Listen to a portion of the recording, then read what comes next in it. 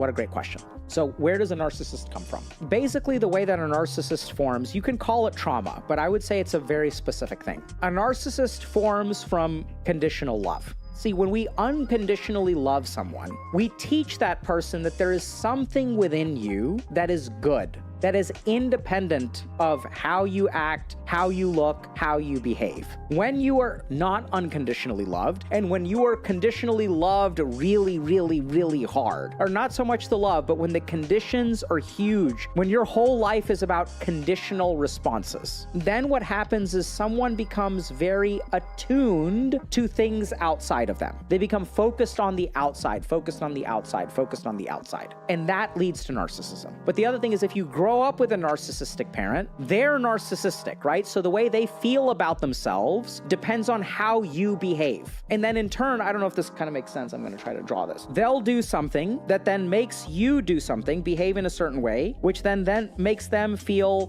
proud. And if they feel proud, that means that they are a good parent. So this behavior that you do determines whether they feel proud or they feel good. And if they feel good, then they love you. So what happens then? You learn that love depends on this behavior. If you do this behavior, then you get love. If you don't do that behavior, you get punishment. You're growing up in a conditional love situation, which is really common when your parent is a narcissist. And so that will make you narcissistic.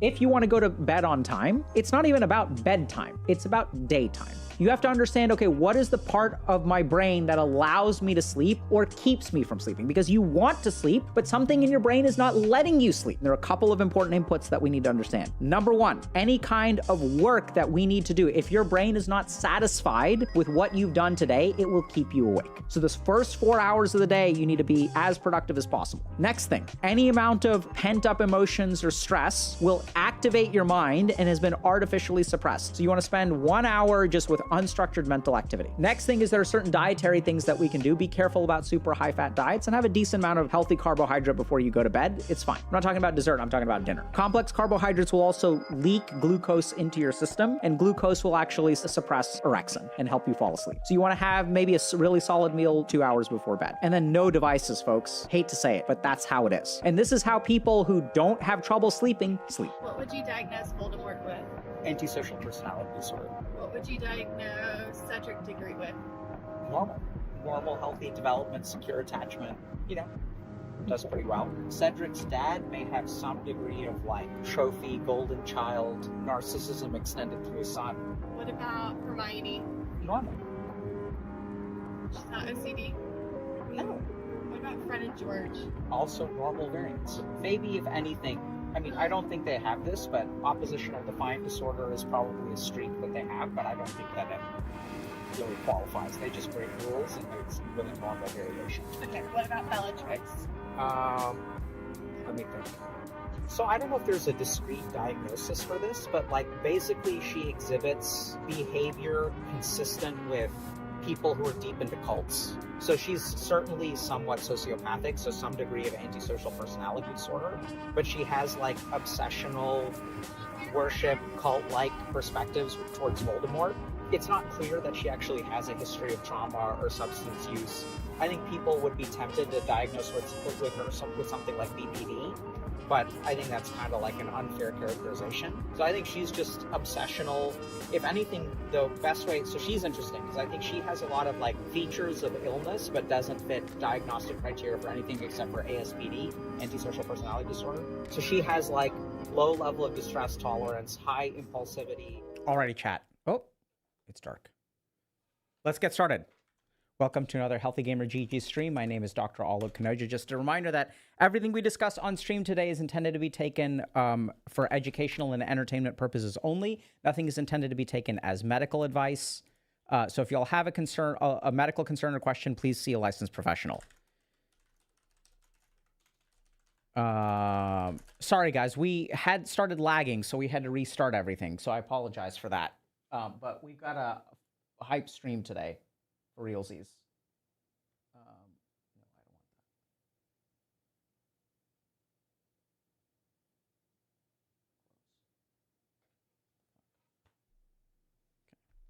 Let me do this. So I have to open everything up again. So give me a second, chat. Okay. and we're trying to reset our chat link. Um,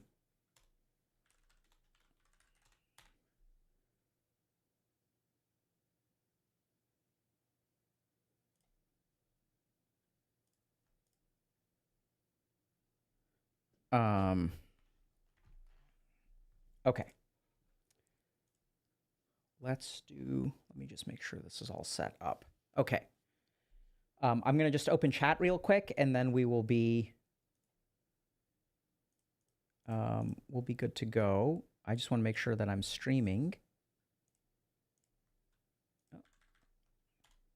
I can see Twitch chat. Okay, there we go. Okay. Dude, today's stream is going to be great. This is going to be so good. Like, I'm going to love this so much. Okay. Okay, I'm not lagging, right? No lag. Okay, I don't see lag. If I don't see lag, that means I'm not lagging. Okay. So, if I don't see it, it's not happening. All right. We got a couple of quick announcements before we get to it. Okay, so today, this is going to be great. We are going to talk about the science of flirting. So, we have this thing, Guide to Love, Sex, and Relationships, with which we released. There's already been about 6,600 sales. I just want to show you all real quick what our next target is. So, by the way, this is why we, build things. So, 3,000 is the cost to build the guide. 4,000 allows us to do more stuff on stream. 5,000 is gonna. I guess I'm becoming a VTuber. That's news to me.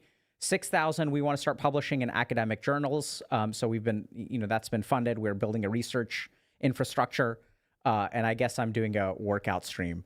This is news to me, by the way. I don't know what these goals are. 7,000 is grow the HG Institute. So that's what we'd love to get to. So the Healthy Gamer Institute is where we educate people like psychiatrists, therapists about the problems that y'all struggle with. So a common complaint that we get is, I went to see a therapist, but they weren't able to help me with my insert rejection sensitivity, my loneliness. I'm alone all the time. I'm struggling to meet. They're just like, why don't you just try the apps? So we're actually building curricula to educate therapists, psychiatrists, coaches, so that their workforce is like more competent to help y'all with y'all's problems. And then this is my dream. And people said a long time ago, like, y'all should build a mobile app.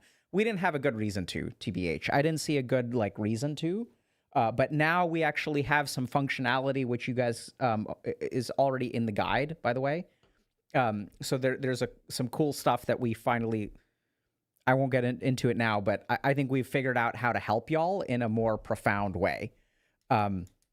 Basically, a lot of people will watch streams and YouTube videos, which we're grateful for and we appreciate. But sometimes that isn't enough. And it's taken us about 6 years of coaching outcomes, content feedback, trying different kinds of content, running workshops, to really figure out what we think would help you more. And now I think the best format is an app. So that's what we're trying to fund.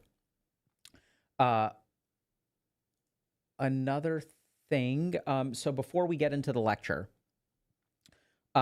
we have our community challenge, which is going on right now, which is heart to heart. Helps you get started, get honest. What are you wanting? How do you love? What do you get and give in relationships? Set boundaries, be vulnerable, have the conversation, get closer, nurture connections, and sharpen your social skills. And then, it's going to end up with sort of a plan of how to move forward. So that's live right now. Y'all can join. It's completely free. Okay? Yeah, so let's get started. Okay. This is so exciting. All right. So, let me see if I have... I want to get one other thing.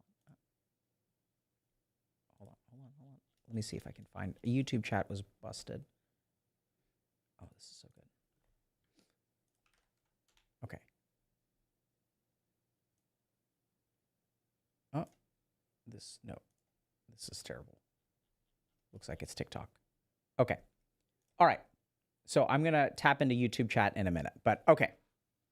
So today we're going to talk about flirting. And you know, people are more lonely than they've ever been. And there's a bunch of online dating. And as a psychiatrist, I try to help people with their mental health. And we have this channel where we try to help y'all with their mental health. And so at some point, like, we sat down about 2 years ago, we were like, okay, we got to figure out how to help people find relationships. So we dug into this whole thing. You know, for 2 years, we've been doing research, looking at all the literature, and then that kind of ended up as the guide to love, sex, relationships. And what I want to do is sort of share a deep dive of an example of a topic that we cover in the guide, okay? So we're going to break down for you what the science of flirting is, how to flirt successfully, and the really fascinating thing in how to flirt unsuccessfully, why flirting is unsuccessful. And the really fascinating thing is that there's so much research on the topic which no one talks about, okay? So, and then the other thing that's like really annoying is that there's a lot of bad advice out there, right? So a lot of people will say, this is how you meet men, this is how you meet women, right? And they'll speak definitively. But flirting is a complex thing, and there's sort of like a theory to it. So I would say that flirting is a lot like chess, where on the internet, what we see right now is people are like, here's how you win a chess game. You do pawn to this, and you do this opening, and then you win.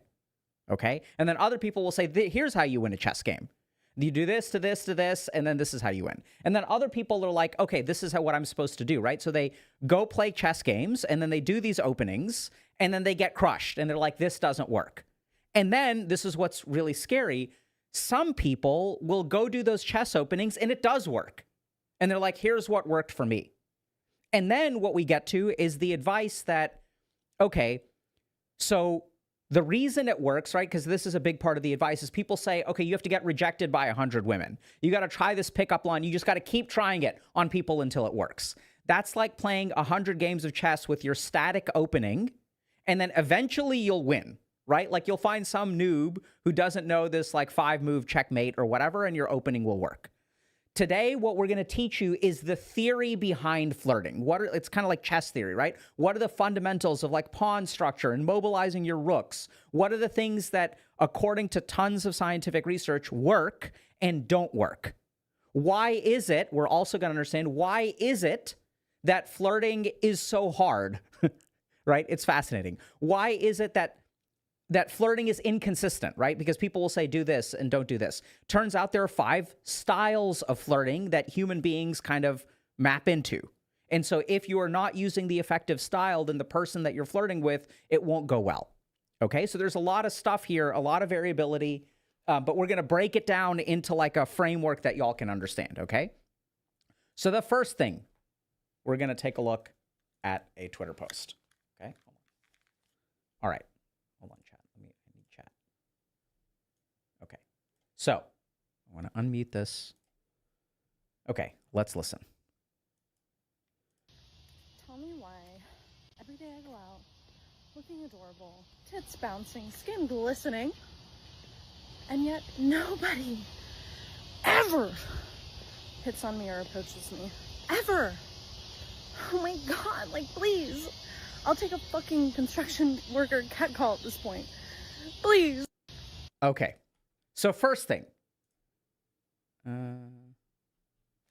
We're going to share some really fascinating data, okay? So the first thing, actually before we share data. So this is the problem. Someone's like, I go out, I'm looking cute, I'm looking great, and no one is hitting on me. So what's the deal? Other people will try to flirt, and it'll be like horribly unsuccessful. So the first thing we got to understand is, what is flirting? Like literally, what is it? Okay? And once we understand what it is and how it works, we'll understand why so many people are frustrated with it and how to do it effectively. So the key thing to understand is that flirting is a form of play that is designed to indicate romantic interest. Okay? Flirting is the way that we signal interest in someone. But flirting is kind of scary, or not flirting. Mating is kind of scary, right? So if we think about putting ourselves out there, this is the advice that people get. Just put yourself out there, put yourself out there. That in some ways is terrible advice depending on how you interpret it. Because the key thing about flirting is It is a safe way to express romantic interest, okay? So I want to show you guys this. There's a great diagram here, if I can find it. Nope. Okay, yeah, here it is. So here's what flirting is. Here's the core problem with flirting. So if I'm interested in someone, I want to express that interest. But if I express it too hard, right? If I walk up to a random person on the street and I'm like, babe, I want you to have my babies, I'm going to be viewed as boorish, creepy. But if I am too quiet, if I'm like, if this woman, right, is just walking down the street, she is too covert, right? So she's not indicating that she's open to being approached. She's just looking cute and walking down the street. And this is the problem with flirting, is that it is sort of a balance between being overt and being covert, which, by the way, is the way it's supposed to be designed. And the reason for that is because if I put myself out there too strongly and I get viewed as a creep, that is bad. So the key thing about flirting, the way it's designed, is with plausible deniability. That is the most important thing, okay? That's like the biggest feature of flirting. So like the way this works is, let's say I'm interested in you, but I don't want to get rejected and I don't want to be a creep. I don't want to get reported to HR, right? So what am I going to do is I'm going to come up to you and I'm going to flirt. I'm going to say something that has a double meaning. Hey, do you want to grab a drink after work? What does that mean? Does it mean, hey, I'm interested in you, this is a date? Does it mean we're just work colleagues and we want to grab a drink after work? What does it mean? The whole point of flirting, and this is what people find infuriating, they're like, I don't know what this guy means. Is he asking me out on a date or is he going out as coworkers? The whole point is we don't know. And that's the way it's supposed to be, because this is how we maintain safety, right? So then what happens is someone says yes or they say no. Let's say they say yes. And now what I've done is I've sent a signal that is ambiguous, and the person accepts the signal. And then when we go to grab drinks, right? Are there other people there? Or there not other people there? Then there are other people there. Oh, so this isn't a date. Right? And so then then what happens is like we're talking and then we're kind of flirting. Okay. So here's what flirting looks like. By the way, I love this. Where is this? Oh yeah. Okay. So here's a great clip. Okay. So let's see if y'all can spot the flirting. Okay. Can you guys spot the flirting at Jet Propulsion Laboratory?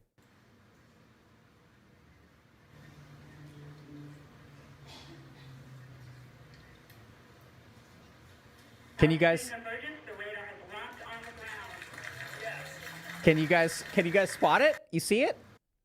Right? So this is the key thing about flirting. Is it's a form of escalation of things that people are comfortable with. But in this case, we can spot it. The really scary thing is that most people can't spot flirting. So I'm going to show you all which one. Man, I got all mixed up with my, yeah, this one. Okay. So I'm going to show you all a study. So remember, the key thing about flirting is there's plausible deniability. Okay. So the way it's designed, it's infuriating, is that people don't know when you're flirting. Okay. So let's take a look at a study. All right. So I'm going to give you all some background. Super cool experiment. So what they did is they had an experiment where they blinded people. They're like, hey, we want you guys to observe some human interactions. And so what they did is they had two actors who were flirting. Okay. So it's like we have neutral observers and actors who are actors who are flirting. And then we have people observing them. And here's what they found. H5 predicts that targets who are not flirting would be more accurately perceived than targets who are flirting. The results indicate strong support for H5 hypothesis 5. Accuracy 84% was higher when partners were not flirting compared to when partners were flirting. So let's understand what this means. So we had the actors, hey, I want the two of y'all to interact and don't flirt. And then we asked neutral observers, hey, are they flirting or are they not flirting? And neutral observers are able to guess with 84% accuracy, these people are not flirting. They're right 85% of the time, 84% of the time. Then we had the actors say, hey, we want y'all to flirt. And then we asked the neutral observers, hey, are these people flirting? They were correct 28% of the time. Okay, this is wild. So here's the other interesting thing from this study. Where is this? Yeah. as the percent of videos with targets flirting increased from 0 to 100%. So as we start flirting more on the video, where 100% of videos involve flirting, the detection accuracy rates fell from 61% to 42%. Right? Both findings support prior research that suggests that a lack of interest is more easily interpreted than the presence of interest. This is what makes flirting hard. By its nature, flirting is designed to be missed rather than be overly signaled, right? So the way that human beings have evolved to flirt is we would rather flirt and have no one detect it rather than flirt too hard and have somebody feel creepy, view us as a threat, etc. Okay, this is the backdrop. This is the backdrop of why it's so freaking frustrating. And we get to how to flirt well and how to flirt poorly. So, flirting is a skill of sort of empathic dance, okay? The purpose of flirting, like what flirting is really indicating, someone who flirts well is someone who is able to get you. That's what flirting is all about. Does this person get me, right? Do they understand me? Can they make me laugh? Can they make me feel comfortable? Are they someone who is boorish, right? I love this term. We don't use this term enough. So when people are, when the risk is high and they're too overt, they end up in the boorish area. So these are people who are like, they're cringe, okay? And then if the risk is really low and I'm way too covert, then I end up as shy and no one ever knows that I'm interested in them. These are the two key problems that people run into. Either they signal too highly and the risk is too high and then people don't like it, or they don't signal highly enough. And this is this core problem, right, that people kind of run into, which is that, like, I don't know what to do. Should I approach women or should I not approach women? Because here you have some of these TikToks or Twitters or whatever with women saying, like, I don't like being, people don't approach me. What do I need to do? What do I need to do? We'll get to that. What you need to do is you need to signal high availability, TLDR, or spoiler alert, women actually make the first move by signaling availability. We'll see some research for that in a second. Okay? But this is the problem, is no one knows what to do. So the skill of flirting is to be in this zone of not too overt, not too covert. So what happens is I send a signal, right? Hey, you want to grab a drink? Sure. Are we going with people? Or are we going by ourselves? Oh my God. So now I'm like, oh, I was planning on, in my mind, I'm planning on going by myself, but it seems like maybe you're not comfortable with that. I was like, yeah, we can invite some people at the office. So then we all go together, right? So I sent a signal, I received another signal, I adapted to that signal. And then we go together, and then people are like, all right, I'm going to head out. And then I'm like, hey, do you want to grab dinner? Are you hungry? Right? Because we'll talk about what happens during that happy hour with people at work. Now I'm sending another signal. Hey, there was a group thing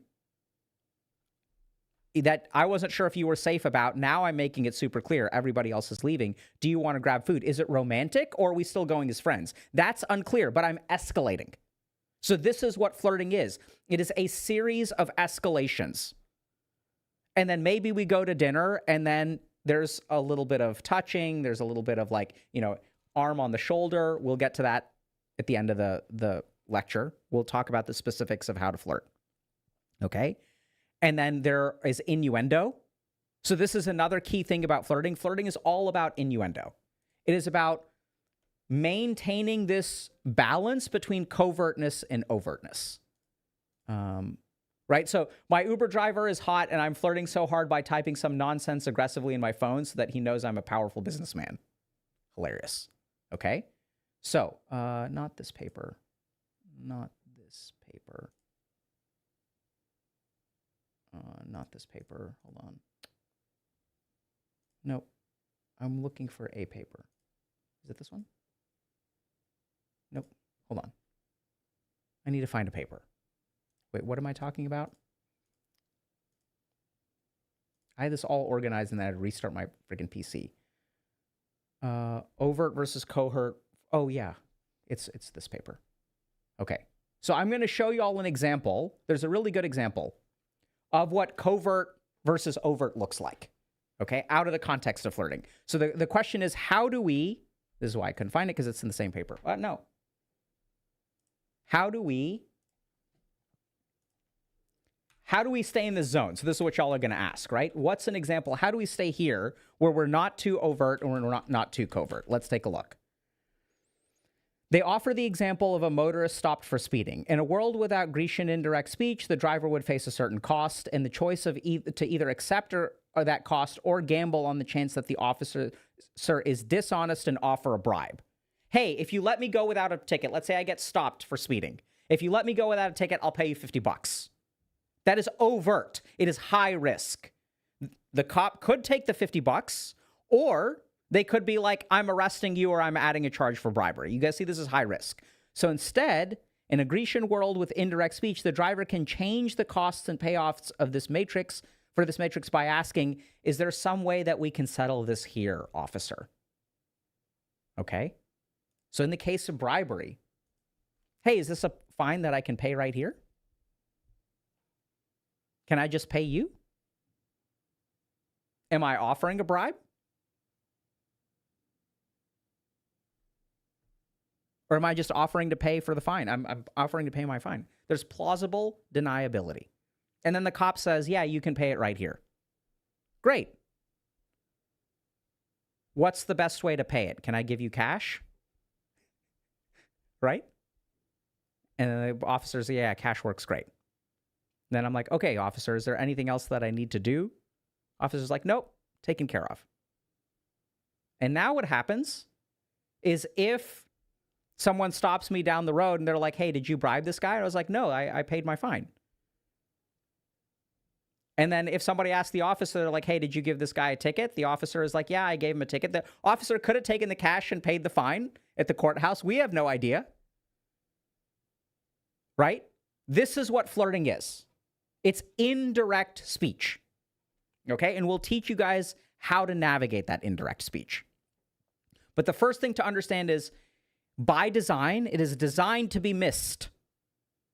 Okay? This is why flirting, you have to escalate in some ways, right? So if they miss your signal, you can be a little bit more overt. But you want to maintain that plausible deniability. Okay? So, let's get into more of the details. So first thing is that there are 5 styles of flirting.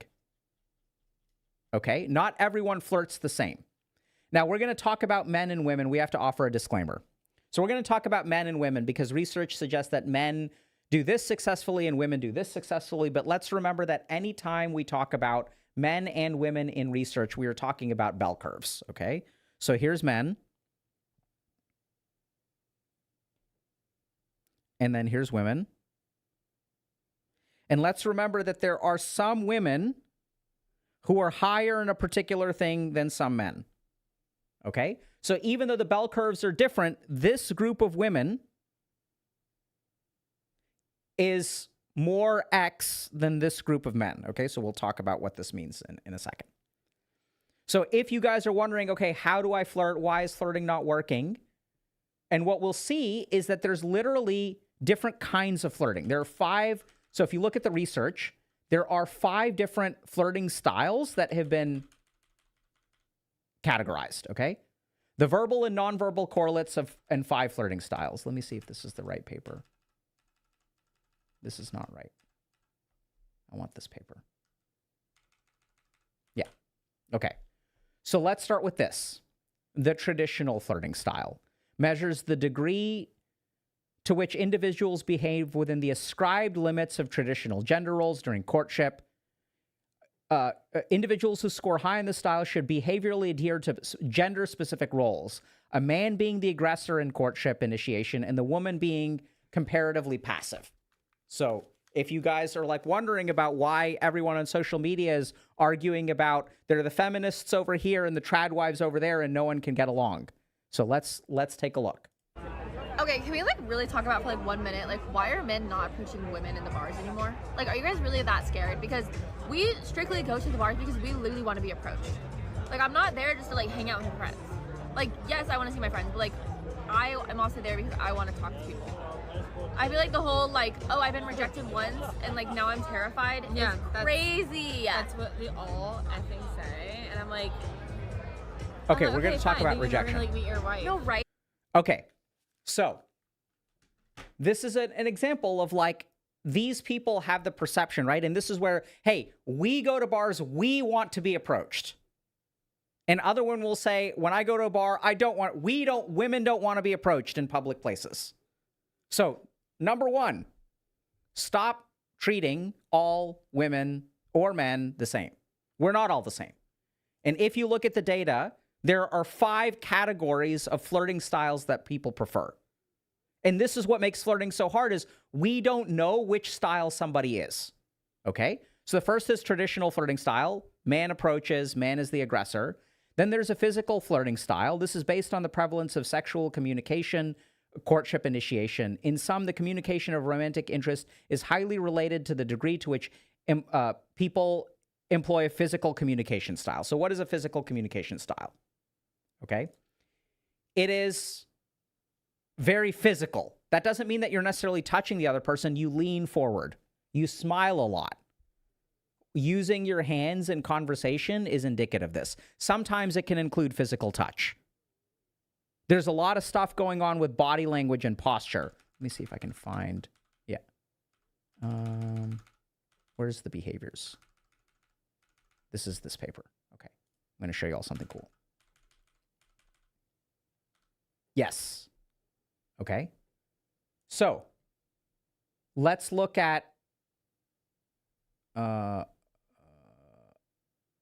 right? So, like, this is so annoying.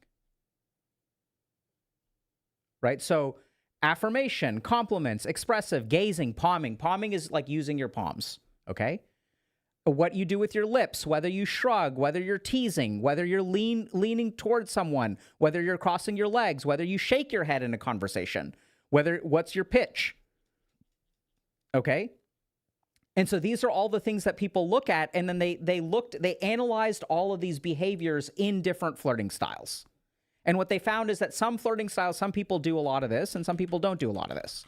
So the physical communication style or flirting style is just using your body to flirt. Okay? So it's like, you know, doing things like squishing your breasts together if you're a woman or a man, and that, you know, that's what turns you on. Or that's what turns women on. You know, there's whatever. Okay? Then there's a sincere flirting style, which is marked by a desire to create an emotional bond with a potential romantic partner. Okay? So this is like sincere flirting style involves less fidgeting, less fidgeting, less teasing, less distraction, more smiling, staying tuned in, leaning forward, emphasizes genuine. I'm going to actually just write these out instead of showing you guys. I think this is going to be better. So let's compare and contrast. We're going to do it Dr. K's chart. Okay. So, physical style. Okay, so indicate interest with body. Okay, so this involves motion, leaning in, facial expression. Okay. So physical proximity is also big. Right? So I remember when I went on an early date with my wife. And we were sitting at a booth. And so, you know, I like had her sit first. I was like, go ahead and sit. You know, I motioned with my hand. So she sat on one side of the booth, and then I sat on the other side of the booth. And then she got up. She expressed dissatisfaction with my choice, and then she got up and she moved around to my side of the booth. And I was like, okay. And then she also told me that she had just shaved her legs, and she was wearing a mini skirt. That was gray. I still remember this. Okay? So, people who are into physical flirting are more comfortable with overt signals. Okay? Now we have the traditional style, which is different. These involve, for women, demure behaviors. Okay? Traditional gender roles. Right? So this is like why there's so much disagreement about who should pay on the date. If someone has a traditional flirting style, they will adhere to the traditional gender roles, stuff like holding the door open, holding the chair, things like that. Some women find it offensive. Some women find it the most basic form of gentlemanly courtesy. And not everybody is the same. The sincere style. This is a style of flirting that involves genuine connection. So this is not something that's temporary. I want to get to know you. I'm genuinely interested in who you are. So this has less fidgeting, right? I'm not distracted. I'm locked in. I'm tuned in to this conversation. It involves less teasing, right? This isn't funny to me. I think you're amazing. I'm not teasing you. There's smiling. There's genuine interest, right? Wanting to get to know someone. And it signals sort of a desire for a deep connection as opposed to a superficial interaction. And so, like, if I have a sincere flirting style, there are going to be some people who will respond well to that, right? And other people will be like, this guy's way too intense. Like, just chill. Like, it's not that big of a deal. Let's get to know each other a little bit, right? Which then gets us to the playful style. Okay? So this is more obvious. This is more on the covert spectrum. You guys remember this covert thing, right? So these are going to be in, wait, where is this? The hall paper.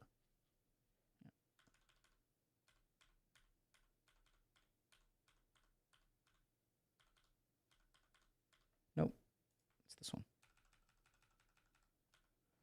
Right, so some of these will be more overt. The traditional style may be more covert.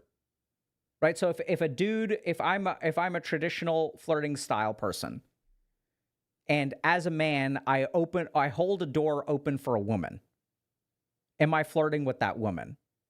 Not necessarily, right? As a gentlemanly dude, I'm going to hold doors for women. That's what I was taught. Growing up in South Texas, this is what we do. This is what a man does. A man holds the door open. Man holds the chair out. This is what you do for women. This is how you show that you are a gentleman, not a boorish person. This is a traditional gender role kind of thing. Get me? Okay. So these are all different styles on that chart. So the playful style is more obvious. It's engaging. It is more flirtatious, right? Like literally. Okay. It's teasing. It's fun. That's the whole point of it. It sometimes indicates succeeds better in short-term relationships. Okay?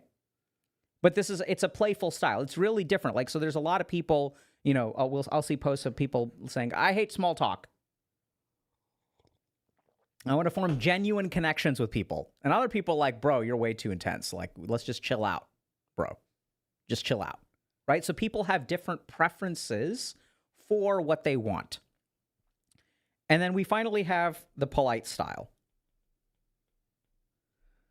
So this is reserved, distancing, okay? And the goal here is to avoid offending. Okay? So I'll give you guys a great example of this. So if you guys have ever read anything, I can't believe it. Who's the... Not Charlotte Bronte. Oh my God, I can't believe I'm blanking on this.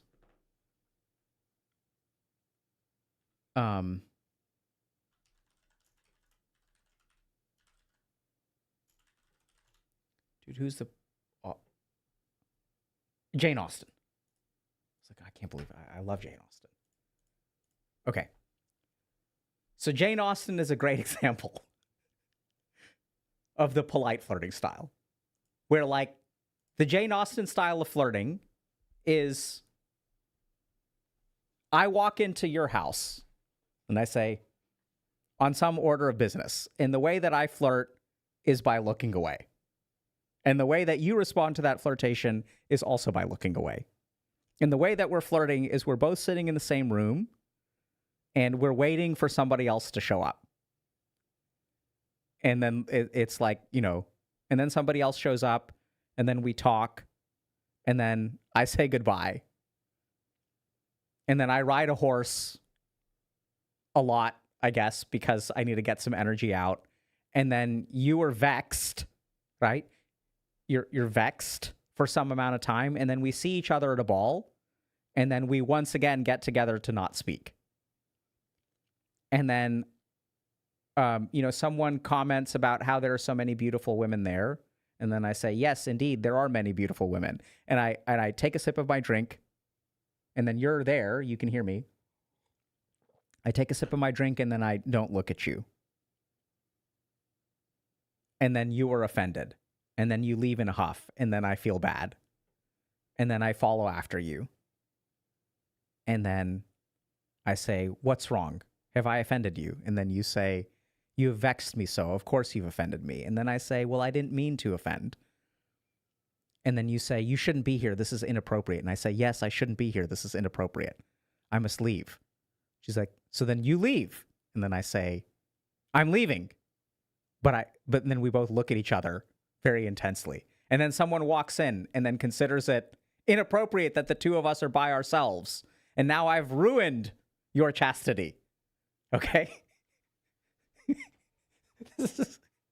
Right? This is flirting. Like some people flirt like this. They flirt by getting angry with each other and looking away. Okay? So when women are walking down the street like this, right? And they're like, why aren't men flirting with me? Nah, dude, there are men flirting with you. There are men who are on the park benches who are flirting with you. I treat all females the same, milady. Milady. Let me tip my fedora to you, milady. And that I shall honor your chastity.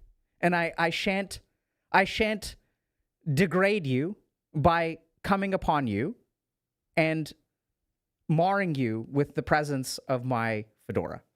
So I shall observe you from afar, and I shall have this quiet love deep in my heart, a love that knows no bounds. And this is how I flirt. Okay? This is how I flirt. So this is what y'all got to understand. This is why it's hard. You got to figure out, first of all, what your flirting style is.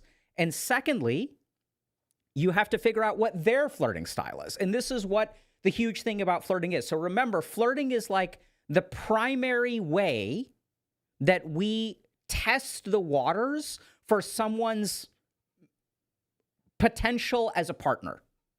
So a huge part of flirting, the reason it is so ambiguous is because literally it is a test of whether someone can read me and I can read them. That's what it is.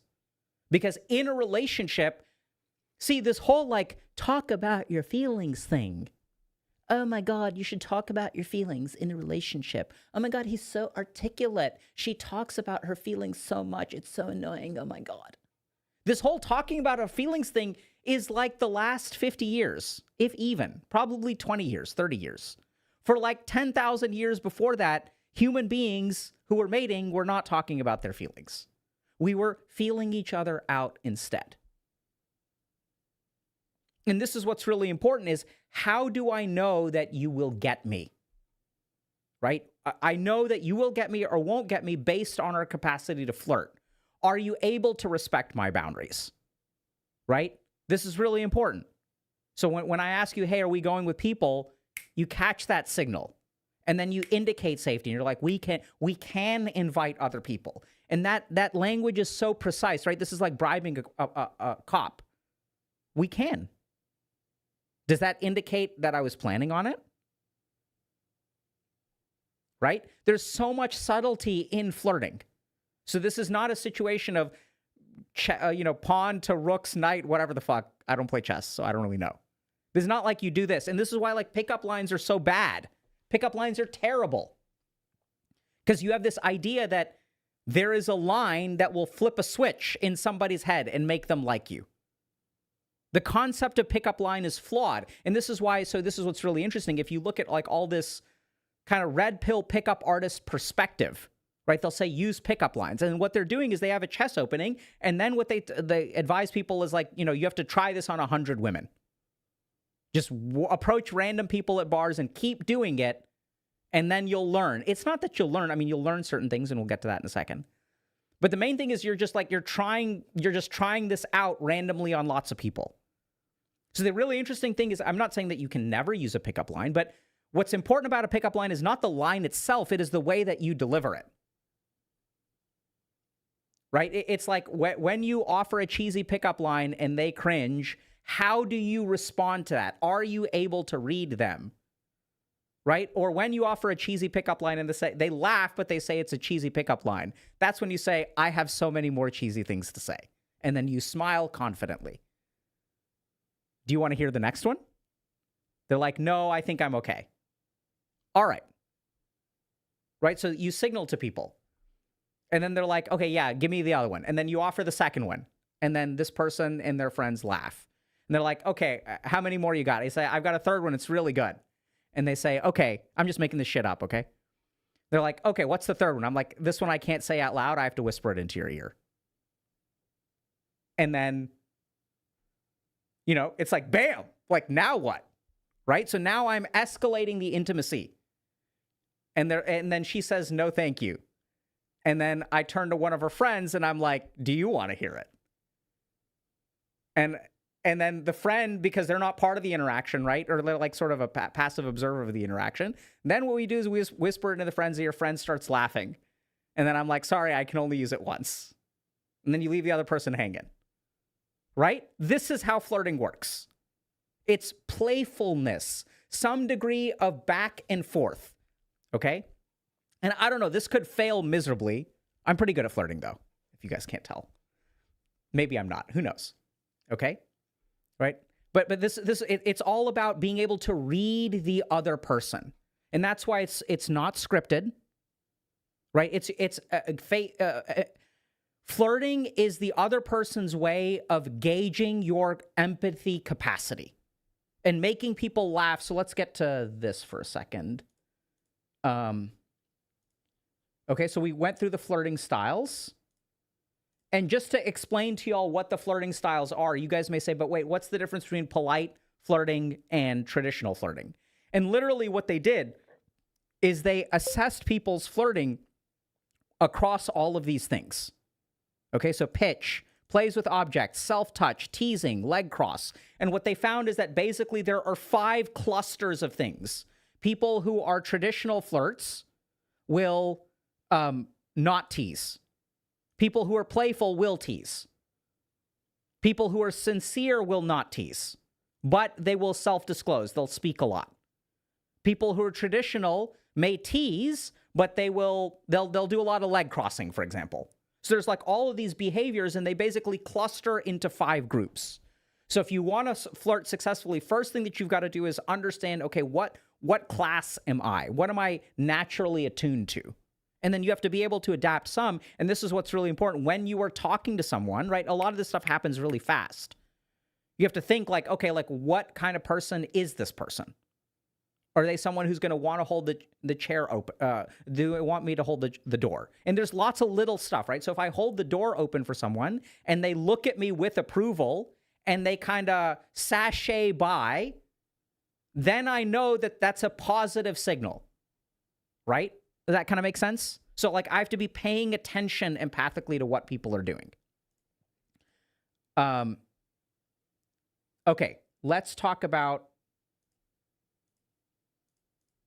hold on. No, I need you to stop for a second. Okay. Let's talk about, hold on.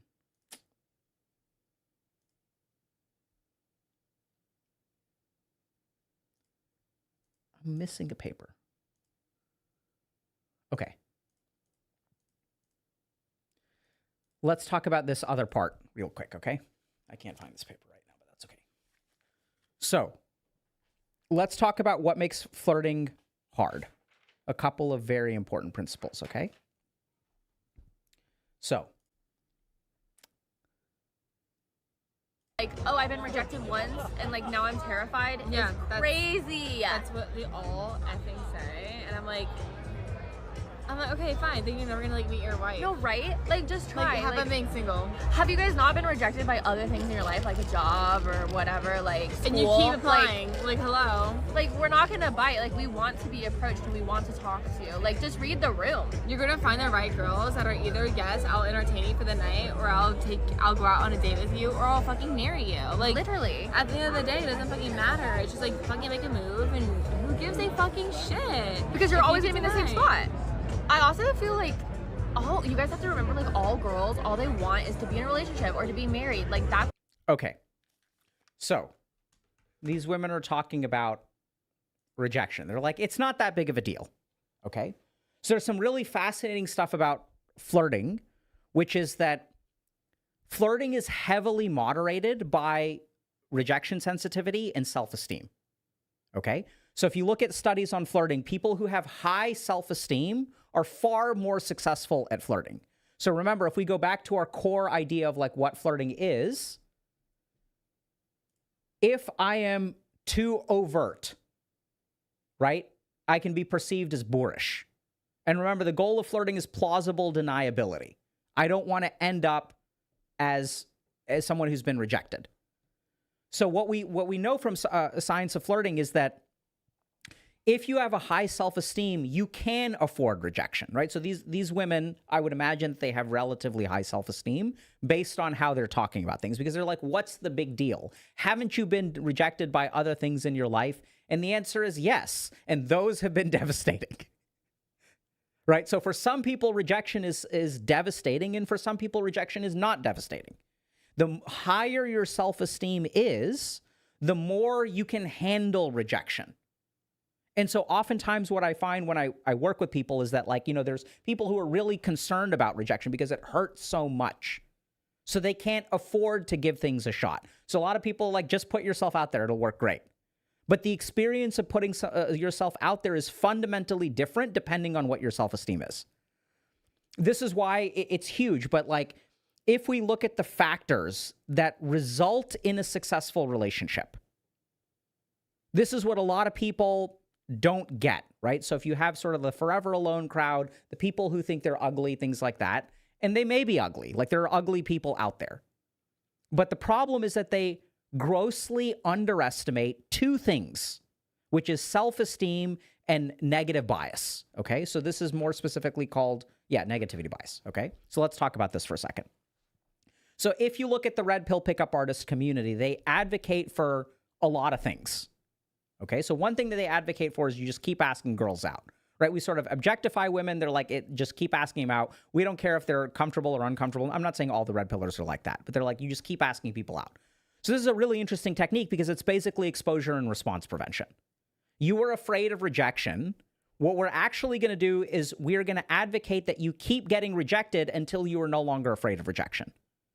And the fear of rejection is a huge element of your end success at getting laid or even ending up in a long-term relationship. Does that make sense? So the reason I think that they advocate for this stuff is because it works, right? It actually solves one of the key problems that betas have, right? They're like, they never talk to people. They're way too shy. So we have to get you used to rejection sensitivity through exposure and response prevention.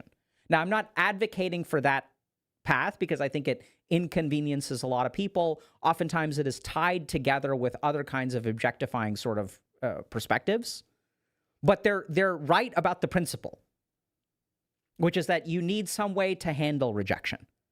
What I prefer is actually directly targeting self-esteem, right? So let's help you develop your confidence, which, by the way, they do too. Right? So what do they say if you're someone who's a loser virgin? They say, hit the gym, get your work stuff in order, become financially secure, become independent, become someone that you can be proud, you can hold your head up high, look smacks, get ripped, drive a nice car.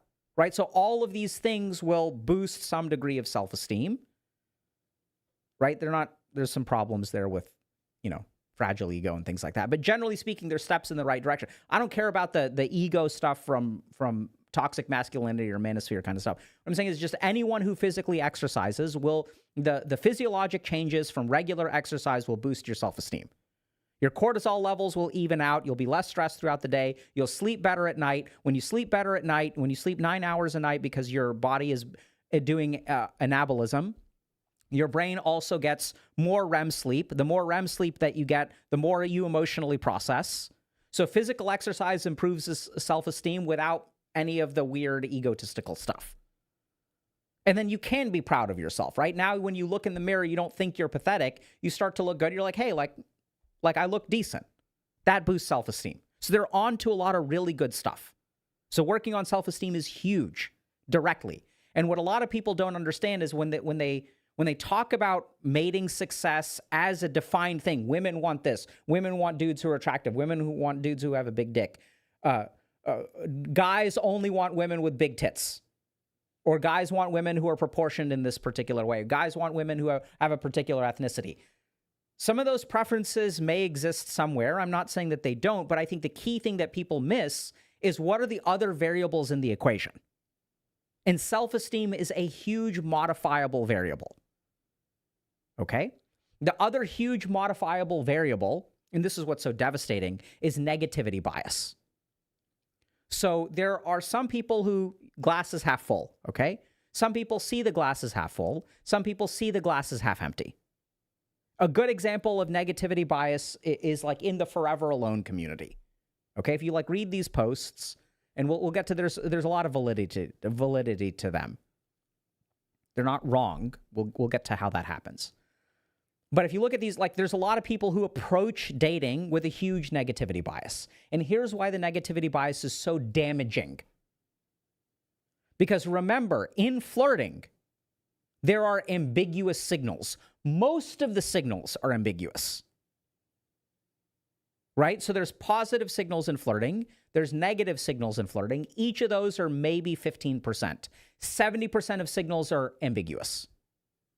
And if you have a negativity bias, you are interpreting those ambiguous signals in a negative way. So in the scenario without a negativity bias, 15% positive, 15% negative, 70% mixed signals. I don't know if this girl is into me or not. I don't know if this guy is into me or not. It's very confusing. It's a lot of uncertainty. It's very frustrating. But if you have a negativity bias, look at how the numbers change. 15% positive, which can even be dumped down to neutral, 15% negative, and then 70% ambiguous becomes 70% negative. Now it's 85% negative, 15% positive.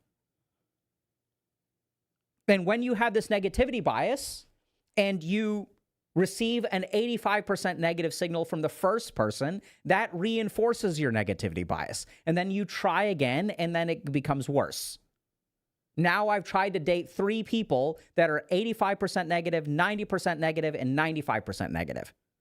And so what happens with people who have this sort of forever alone mindset is that they start to form this kind of like, snowflake into avalanche kind of mentality.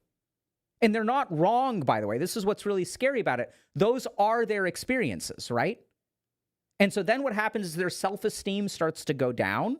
As their self-esteem goes down, and we're going to get to a lot of other factors that lead to successful dating or successful flirting and unsuccessful flirting, they start to recruit all these factors, which we'll get to. And so then they do genuinely have bad experience after bad experience. As the negativity bias goes up, their experiences get worse, their experiences get worse, their experiences get worse. And suddenly it started as a snowflake, now it's an avalanche. And they're like, I will be alone for the rest of my life. And if you look at their interpretation of the data, they are not wrong. Right? That this is what their experience is. The thing that they could be wrong about, we don't know because we don't know what their lives are like. Right, is which of these factors are modifiable. And I've worked with a lot of these people in my office, and I've seen them coming in as virgins, and then 2 years later, they're in a healthy relationship. I've seen success many times. But of course, if you're listening to this, you'll say, yeah, you've seen success with other people, but not me. Oh, look, your negativity bias is showing. Right? Oh, yeah, 50% of people can fix it. 50% of people can't fix it. And I'm in the 50% that can't fix it. Boom, right there. How do you know that? Right? You believe that because you've had all of these experiences, fair enough. But this is absolutely modifiable. Okay, and even if we look at sort of the pickup artist red pill community, manosphere kind of community, they will address the negativity bias in a really interesting way, which is this is why they demonize people. And this is not just men, right? So we see this in the female dating strategy community, in the pink pill community. There's a lot of demonization of the gender that you're into. And when we demonize them, it helps us engage with things without that negativity bias. Or that negativity bias is still there, but we just shape it in a way that no longer impacts our behavior in terms of engaging in a relationship. It still impacts it, but I'm able to talk to people now, at least. I use kind of that anger or that sense of ego or that sense of demeaning the other person to help myself feel comfortable. It's an effective way to deal with the negativity bias. I'm not saying it's healthy, but it's effective. Okay. So the interesting thing is there are two really important things that we can do. First is if you have a negativity bias, the most important thing that you can do is be curious about the person that you're interacting with. So the negativity bias means that I'm in my own head interpreting signals from the other person, and I'm having it reflect on me. Oh, this person didn't laugh at my joke. That means they're not into me. This person chose to not drink. That means that they don't trust me. Right? So instead, like if you literally look at the way that the negativity bias works, the negativity bias is in my own head, thinking about me. And so the simplest, best antidote is to just be curious about the other person. Let me genuinely get to know who cares what they think about me, whether this is going anywhere or not going anywhere. I have 1 hour to get to know another human being and learn a perspective about the world that I will maybe never see again. Let me make the most of it. Let me make the most of this interaction. Let me try to understand this person. And literally, a big part of this cognitive training that we do in therapy is getting people out of their own head and into something else. So other examples are like grounding meditations, right? Where we're literally getting you out of your head. And that can have a huge impact. In terms of sensitivity, low self-esteem, this is where it's really interesting. So there are high signaling partners and there are low signaling partners. Oftentimes what people with low self-esteem need is a very high signal from the other person. This is why they sort of end up alone, because in order to overcome, like, this person wouldn't be interested in me, right? So what the other person really has to do is signal really hard, right? They have to enter this danger zone of overt signaling. So if you're with someone who has low self-esteem, this is the kind of signal that you need to get their attention. So if you're interested in someone you perceive that they have low self-esteem, you need to let them know a little bit more clearly that you're interested and that you think they're amazing and you would love to spend more time with them. Because the thought that someone would want to spend more time with me and that someone thinks that I'm amazing is so perplexing. So if you're at all ambiguous about it, like, it's going to get missed. And this is exactly why flirting is the technique that gets people together, because flirting involves reading the other person. And then the other person, I don't know, if someone else is able to read me, that indicates a positive thing for our future relationship. They understand how I feel. They understand my worldview. They are able to complement what I need, right? Not compliment in terms of saying that my hair looks nice. I mean, compliment is an E-M-E-N-T. They can match my energy. That's a huge part of what flirting is about, okay? Now let's get to the things that make people good at flirting or bad at flirting.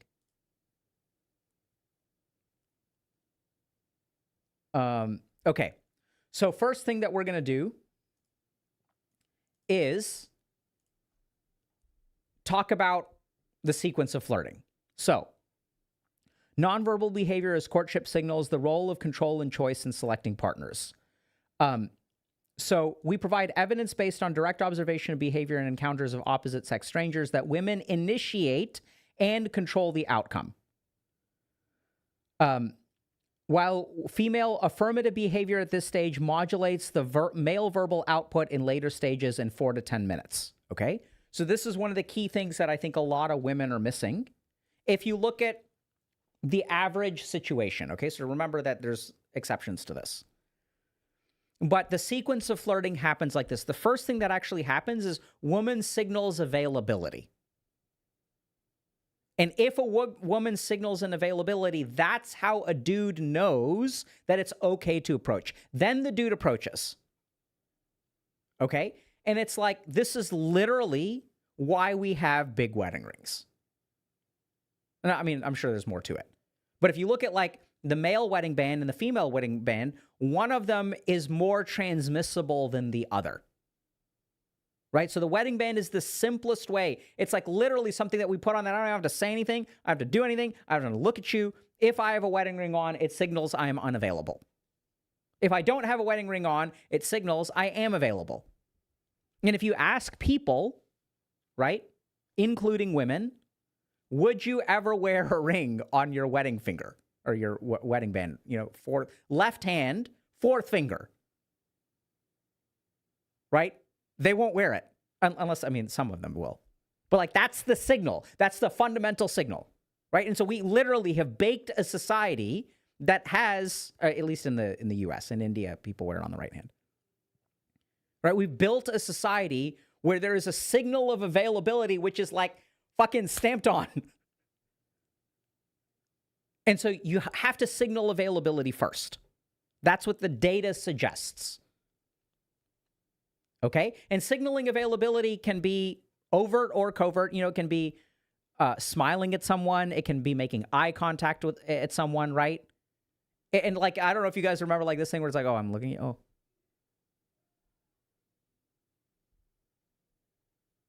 Right? That's signaling availability. Continuing to look. I remember when I was in medical school, I had a really good friend who was gay. And I asked him, I was like, how do you know if a guy is gay? And he laughed. And then he was like, you know, and it was clear to me that he knew.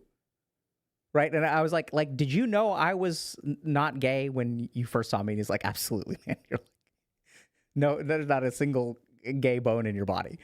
But, and then I was like, but how? Right? So this is what excites me about things, is like understanding the mechanism. How does it work? How do you know?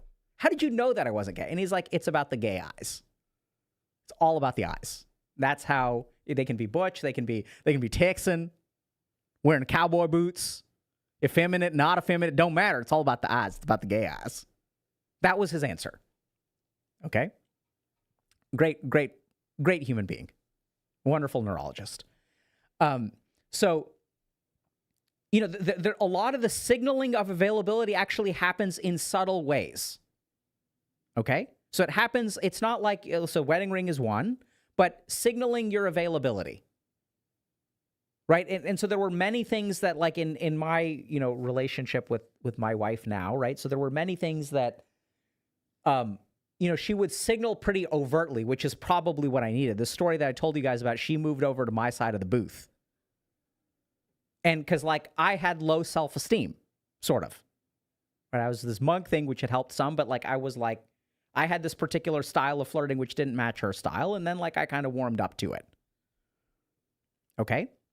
So, what are the things that lead to good relationships, and what are the things that lead to bad relationships? Okay, let's take a look at this one. Okay. So. I better pay attention to me tonight. I'm so fucking sick of this shit. Oh my god. Touch a boob, buy a drink. I mean, it's like very fucking simple. I better pay. Okay. Touch a boob or buy a drink. Okay. Love this paper. What constitutes bad flirting? An explorative study of deal breakers. This study is amazing. What they did is isolate 11 things that are bad flirting, okay? Vulgar vocabulary, poor looks, excessive intimacy. He, she touches me without my consent. Lack of intelligence, narcissism, lack of humor and low self-esteem, stinginess, bad hygiene, slimy approach, sexist comments, slimy comments about my looks, different views. Okay? Lack of exclusive interest. So they looked at all of these factors, right? He or she constantly interrupts me when I speak, poor looks, effusive, aggressive approach, too revealing dressing. We'll go into these. And here's the really cool thing about the study. They ranked them in terms of the size of the impact. Okay? Slimy approach is the biggest deal breaker. Bad hygiene is the second biggest deal breaker. Here's the really interesting thing. Poor looks is second from the bottom in effect size. Okay? So a lot of people think that their genetics determine their dating success. And I've been advocating for this for a while, but like people don't seem to want to hear it or don't believe it or whatever.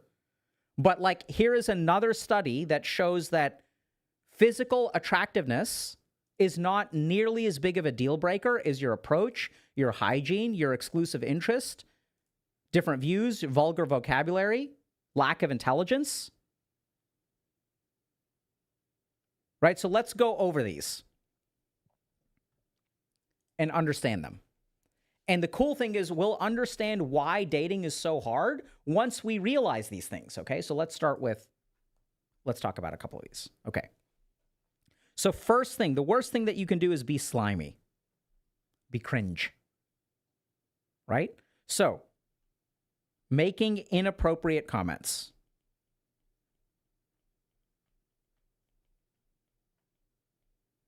And this, by the way, what's this one? Boorish, unskilled, not good at flirting, making inappropriate comments. Number one. Okay, being rude, being sexually pushy. Okay. Now remember that there are times to escalate to sexual interest. That's what we cover in the guide, right? This is the whole point of the guide is we cover. You guys may be thinking throughout this lecture, like, okay, but what about chemistry? How do I know when it is appropriate to sexually, proposition someone sexually? How do I touch? What's the appropriate level of touch? These are all things that are not related to flirting. Remember, flirting is in the initial engagement, feeling somebody out. And then there's a lot of stuff that comes after that. Could do a 2-hour lecture on each of those. That's the whole point of the guide, as it walks through all this stuff. Okay? Being sexually pushy.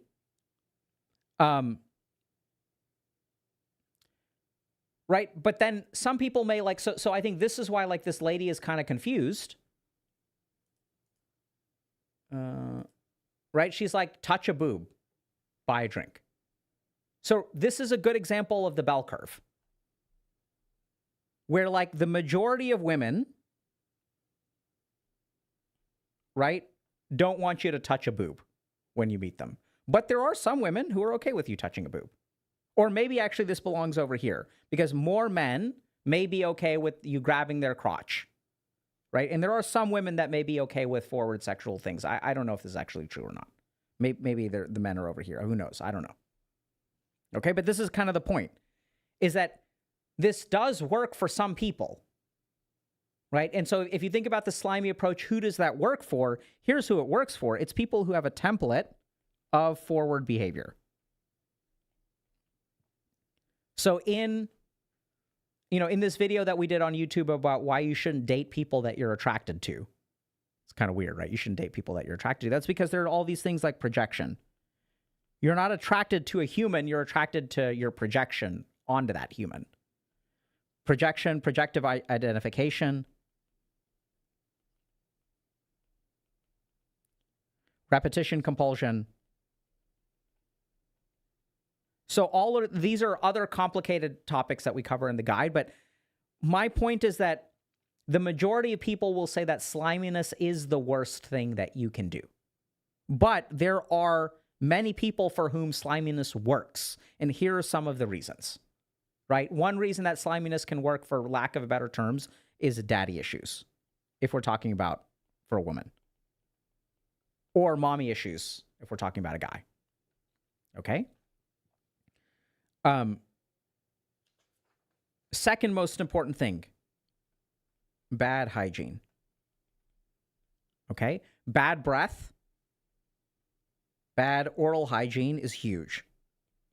Teeth. Floss, boys and girls. Body odor. And then also a sense of unkemptness. So here's what's really, really, really, really, really interesting. Facial structure, bone structure matters less than body odor. Right? I want y'all to imagine someone who has the most asymmetric, Thor-like, 6'4", amazing bone structure, who's homeless, is missing teeth, has terrible breath, and terrible body odor.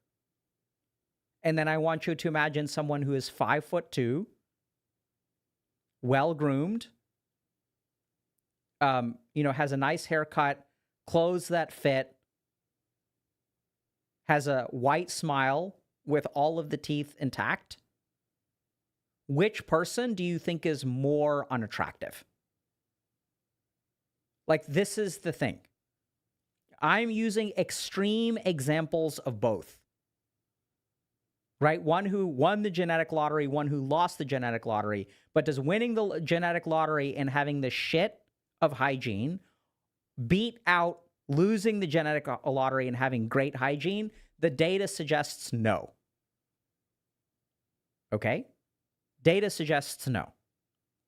But once again, there's variability, right? Because there are some people who exist on the planet that are more comfortable with bad hygiene than they are with poor genetics in terms of facial structure or height or whatever. Okay? Next thing. This is huge. So, what I really love about doing this research is that sometimes I stumble on a scientific study that explains what the hell is going on today. So, one of the 3 biggest mistakes, okay, after being sexually pushy and fucking missing teeth and having halitosis and bad breath, in the ballpark of that is lack of exclusive interest. Appearing bored. Looking at other people.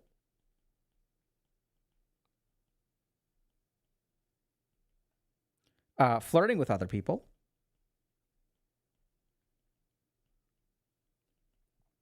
Okay. Let me just make sure. Yeah, this is a big one. Signal that they aren't interested in you specifically. Right? So this is like, I'm looking to get laid tonight. I don't really care with who kind of attitude. There's nothing special about you. You're just anyone will do kind of thing. They're looking for a placeholder. Okay? So this is what's really scary. Is that 50 years ago, a lack of exclusive interest was a big, big, big no-no. One of the worst things that you can do while flirting is if I'm flirting with one person, flirting with their friend. Right? I'm flirting with you, telling you you're hot, and I'm going to grab this girl's ass. Terrible mistake. The lack of exclusive interest has become the norm in online dating culture. It has become the standard, the acceptable, right? We all have to be talking to multiple people at the same time. And this is why things are like, this is why like loneliness epidemic is on the rise, dating and mating crisis is on the rise, because sometimes when I read some of this research, I stumble on something that I'm like, oh, this is a core part of how human beings flirt successfully. They demonstrate exclusive interest. Right? You take any Jane Austen novel, and then even a whiff of interest in somebody else sends people into a fucking tailspin. A whiff. Oh, I saw you were dancing with Lady Brahman's daughter? Oh my goodness. I'm going to go jump in a lake. Never speak to me again, please. Go away. Don't break my heart. You looked at another woman. Oh my goodness. Oh no. Right? And like this has become the norm. And this is what's like scary about technology is like technology is changing the way that we interact with each other. But even though technology is changing the way that we interact with each other, our brains are not changing the same amount. So everyone knows you shouldn't express exclusive interest, but every one of our brains feels equally hurt and annoyed by that. Right? Tell me I'm wrong. Please. Like literally, like if you guys disagree with this, you're like, no, Dr. K, like that's not how it works. This is an adaptation. Right? We learn to be okay with it because it's standard. And if other people are going to talk to other people, like I'm not going to overinvest in one person if they're talking to somebody else. But even if you think about that kind of thinking, it's like, I don't want to be left hanging. That's why I'm doing it. But I have never heard, and maybe I'm ignorant here, and maybe you guys can correct me. I've never heard someone say, yeah, you know, the nicest thing is that I'm really into this person and they're talking to 6 people. Oh my God, it's such a relief. There are situations where people can be like, yeah, this person has way too much emotional energy. Like they're dumping it all on me. I wish they would distribute to other people. But when we're talking about flirtation, is it attractive to be flirting with someone and they start flirting with somebody else? Are you like, oh my God, that is the hottest thing? And people may say, okay, well, if you are flirting with person A, that may make you more attractive to person B, right? So this kind of stuff, there's like some evidence for, right? If you're like a man who's like a good caregiver of your children, sometimes that can attract women, as an example. But that's a different scenario from the initial flirtatious engagement. And the lack of exclusive interest is not just about talking to multiple people. It is also about a lack of interest in you specifically. You're the same as the other 5 people I'm talking to. There's nothing special about you. I'm not interested in you specifically. I'm just looking for a dick. That's it. Any dick will do. And imagine how the person on the other side of that feels. Like some people may be down there, great. Looking for a dick? I got one. Easy peasy, lemon squeezy. But that's not usually what flirtation looks like, right? That's like satisfying some kind of need. So short-term relationship is fine, doesn't require a whole lot of flirtation. I've seen this as a psychiatrist before. You know, sometimes people who have BPD or struggling with addiction or antisocial or narcissistic or super depressed or even have an anxious attachment style, they're just looking to get some needs met. Fine. I'm not saying it's always healthy, but I'm not placing a moral judgment on that. What I'm talking about, remember, we're talking about flirting here. We're talking about what are the things to do or not do when you are engaging with someone to keep and cultivate their interest in you. And lack of exclusive interest is a big no-no. Next. Vulgar vocabulary. Right? Females. Calling women females is a good example of this. Not a whole lot of women that are like, oh my God, I love the way that he reduces me to a biological simplicity. Okay? Crude, coarse language. Basically, this is what you guys need to do. If you're trying to figure out what is crude, coarse language, here's what you guys do. If you guys want to understand what crude, coarse language is and how not to flirt with people, this is what you do. You install this game called Dota 2. And then there's this thing in Dota 2 called behavior score, which is like, and as your behavior score drops, you lose the ability to communicate. And eventually you end up in this thing called low priority queue, which is you with all the other primitive creatures, terrible human beings who are also low priority. You go and you just listen to the communications. Well, they can't communicate because they're voice muted, but you feel the communication, right? You go to some low prio game. You go to the dregs of the internet and you look at how people communicate. You go to places where people have been banned from communicating in other places. There's the regular humans, and then there's the people who have been banned. Low priority queue is a great example of this. You go there, and that is the way to not behave. Whatever they do, you do the opposite. That's what you do. You go to places like 4chan. Look at the way people talk on 4chan. Don't talk that way when you're flirting. Don't use those words. Don't use that vocabulary. Example, be me. Sag. Okay? I love 4chan, but it's a great example of what not to do when trying to flirt with people. Next is poor looks. Okay? So this is where unattractive body or face,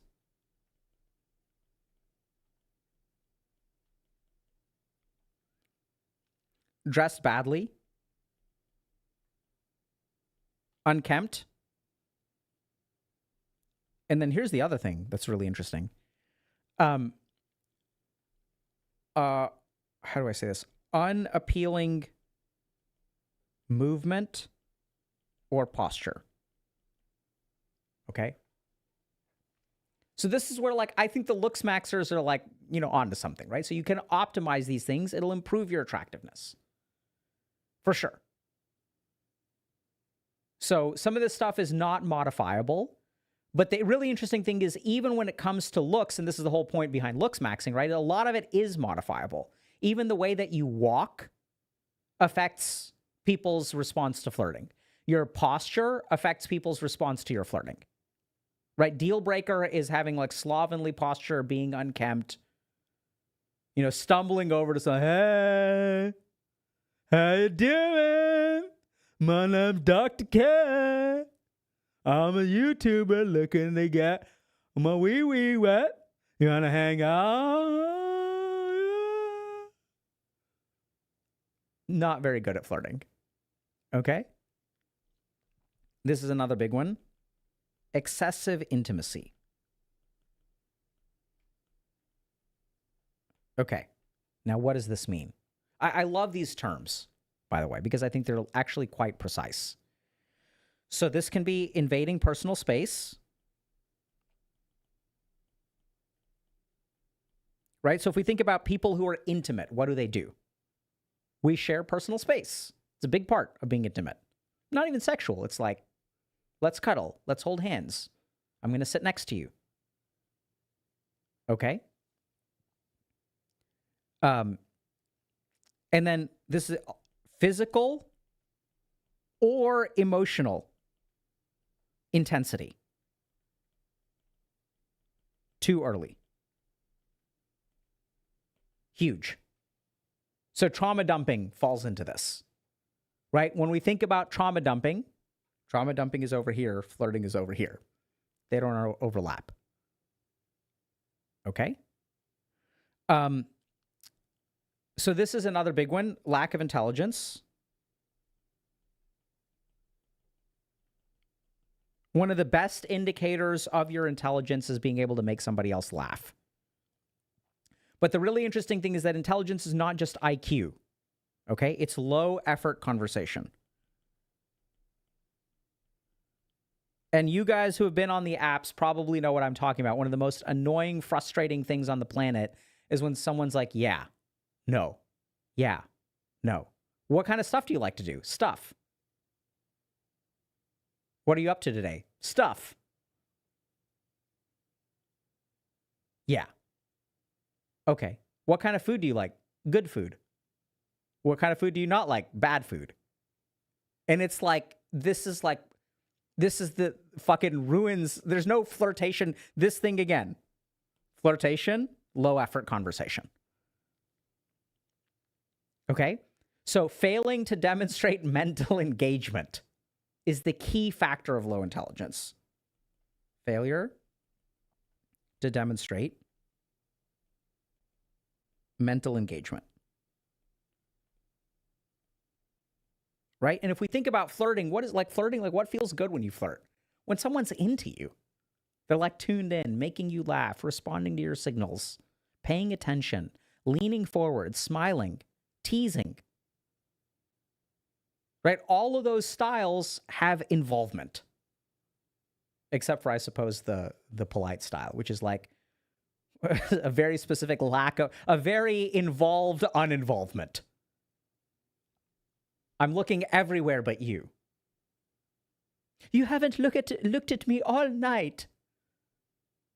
It has taken every fiber of my being to look away. For seeing you sweeps me away into a world where I lose my control and I can no longer be a gentleman. And I could never deflower you, but I can't get you out of my mind. Right? A very like intentional unengagement. Pining and yearning. Hell yeah, dude. That's what I'm talking about. Okay. So here's the challenge with this is being burnt out and checked out. See, if you're burnt out and you're on the apps and you're not able to mentally engage, you're really shooting yourself in the foot. I'm not saying that it's your fault that you're burnt out. Right? That's what's really hard. This is another one of these things where, like, I think this is why we have so much loneliness and so much lack of, like, romantic connection, because some of the things that are not required, but some of the things that are really we've evolved to do to help us form connections, the world we live in makes it really hard to do. Demonstrate exclusive interest. Stay mentally engaged. Okay? Then I'm gonna kind of speed run the others. We'll just go through them here, okay? Because these are less important, but from an effect size standpoint. Okay, so narcissism. This is being self-absorbed. So there's one version of narcissism that I think a lot of people like. So being self-absorbed, being arrogant, not attractive when it comes to flirtation. Being a bad listener is the key modifiable thing in narcissism. And the word that makes me think about narcissism and flirtation that will really destroy any kind of sexual tension that you've got building is actually. Actually, that's not how it works. Face X is actually. When you like correct someone with your brilliant view. Don't do that if you're on a date. Right? Offer your understanding. Yeah, brilliant. Don't be a Redditor on a date. If you're talking to someone that you're trying to flirt with, don't correct them and demonstrate your knowledge. This is like a key thing. Intelligence is not demonstrated by knowing more than the other person. Intelligence is demonstrated by making them laugh, making them feel comfortable. That's the key sign of intellect. Okay? Engagement is the key sign of intellect, not correcting someone. So these are kind of like, you know, while flirting can't be reduced to a rule, just like in chess, there are some opening moves that are just like really bad. I've never seen a chess opening, maybe I'm wrong, but you know, the pawns that are by the rooks, I'm going to move that guy forward 1 square. Using the word actually on a date is the example of, is like that. The correlated to moving the rook's pawn 1 square. It's like, what is that? It just does nothing. Okay. Next thing. Lack of humor or low self-esteem is huge. Right? So being excessively self-deprecating, not good for flirting. Being stingy. Another really, really important part that people don't like. So stinginess is not just financial. It is also like stinginess with your time. Stinginess is not just money, right? It's just being withholding of your resources. That can include time. And it just really turns people off. Like people don't like it when you're stingy. Because remember, what is flirting? Flirting is our way to try to gauge what a relationship with this person will look like. And if someone is stingy from the get-go, am I more likely or less likely to engage in that relationship? Here's the really interesting thing. different different views is also on here. These are like religious views, political views, things like that. But they're not like, I mean, they can be deal breakers, but there's a lot of other stuff that people can, that's modifiable, right? So you don't have to like change religion. You can still have your religion, have different views. It'll be a challenge for you to overcome in the relationship, but like focus on slimy approach, bad hygiene, expressing genuine interest. These are worth way more. Okay. Now, so perceived effectiveness of flirtation tactics, the effects of sex, mating context, and individual differences in U.S. and Norwegian samples. We found that sexual availability cues were judged more effective when employed by women in short-term mating contexts, right? So signaling high sexuality in a flirtation is more successful in short-term stuff. Friendly contact such as hugs or kissing on the cheek was not. So this is why people kind of get friend-zoned. Okay, so hugs and kissing on the cheek aren't necessarily indicative of romantic interest if performed by the woman. Sometimes they are, sometimes they aren't. Cues to generosity and commitment by men and in long-term contexts, were judged more effective when employed by men in long-term mating contexts. Humor was more effective when used by men in long-term contexts, and least effective when used by women in short-term contexts. However, laughing or giggling at someone's jokes was an effective flirtation tactic for both sexes. Okay? So, what does doing something right look like? Just make sure I'm not forgetting some. Okay. So good flirting is when you're paying attention, when you're engaged, when your exclusive interest is on this person. You are generous and you can make them laugh. Giggling, great for flirting. You don't have to tell jokes, right? Once you're starting to tell jokes and making them laugh repeatedly, you become a comedian. But giggling is great. Most importantly, it is matching their energy. Are they playful? Then you be playful. Are they looking away? Then you look away. But you keep looking back and looking away, looking back, looking away. Right? There are some exceptions to this. If they have very low self-esteem, you may need to signal highly. But generally speaking, being generous, being engaged, and making them laugh are like the three best things that you can do. And that is all under the backdrop of the most important thing about flirting is playing. It's like playing a game of tennis, right? I'm going to hit the ball across the net and you're going to hit it back, and then I'm going to hit it back and I'm going to hit it back. It is absolutely ambiguous, which is part of the point. And then there's a slow escalation with plausible deniability. Right? When I'm asking a coworker out on a date, I don't just start holding their hand. It's like, hey, do you want to grab a drink? Do you want to invite other people? Sure, we can invite other people. Signal that I hadn't made a decision about that, but I'm happy to. I'm willing to do things your way. Hey, do you want to grab a bite? Right? When it's clear that everybody else is leaving. And then here's the other thing about flirting. Actually, this is so important. I can't believe I forgot it. Safety. Flirting is all about safety.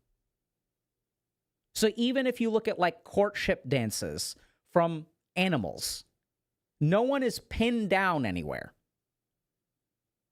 Right? So a big part of flirtation, the other person has to feel safe. So they have to have an exit strategy. There must be plausible deniability.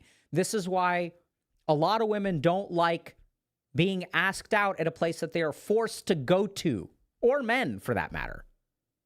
It makes it really, really awkward. Now I can't escape from this situation. Right? So if you want to flirt with someone, give them an exit strategy. That's huge. Plausible deniability is what allows flirting to progress in a safe manner, right? I should be able to extract myself at any point.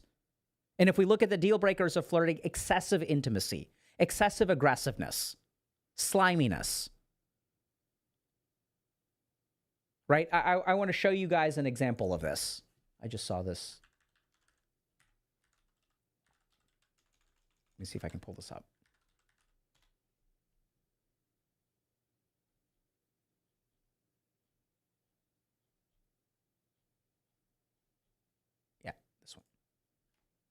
Okay, so here's a really good example of slimy.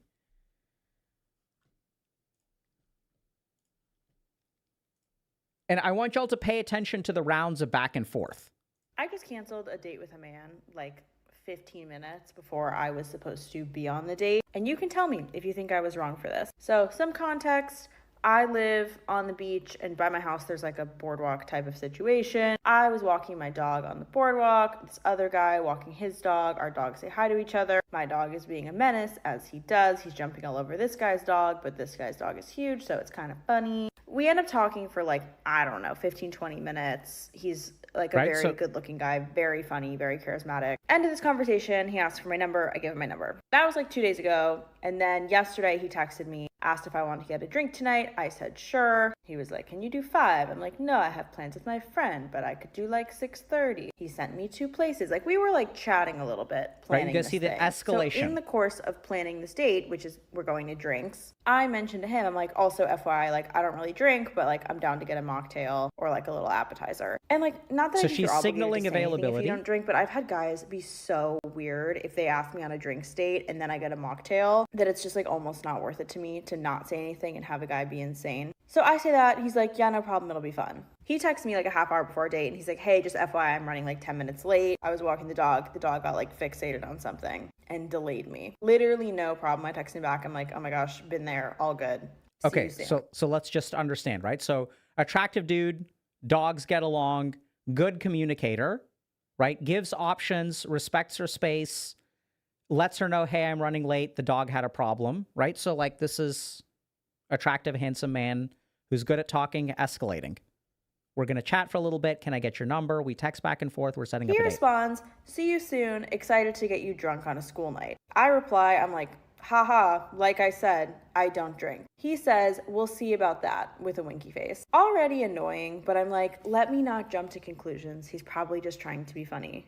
And I said, I'm sure you're just joking, but really, I'm not going to drink. And he says, like I said, I'll change your mind. To which I responded, I just want to make sure that this is a joke and we're doing a bit. And he said, I'm very convincing. Trust me, you'll have more fun if you have a drink. Immediately no. I said, if you're serious, I don't think we should go out anymore. Have a good night. And he said, okay, bet. Hello? Like, so I want y'all to notice, so see, this is how flirting works, right? So he makes a joke and she's like, she gives him an out, right? Haha, I'm sure you're joking. And then he doubles down. And then she's like, hey, I don't think you're really understanding. So she's giving multiple exits for the guy and he's not taking them. Right? But this is what, like, I like this example. I mean, it's kind of scary, but I like this example because a lot of people think that if you are attractive, you use dog walking strat, which you chat figured out, right? Use dog walking strat. Oh, like, hey, if you want to pick up chicks, just walk your dog. And like, that's a good way. The reason that dog walking strat is so strong is it gives you an opportunity for interaction with plausible deniability and no pressure. That's why it's so strong. It's such a great strat.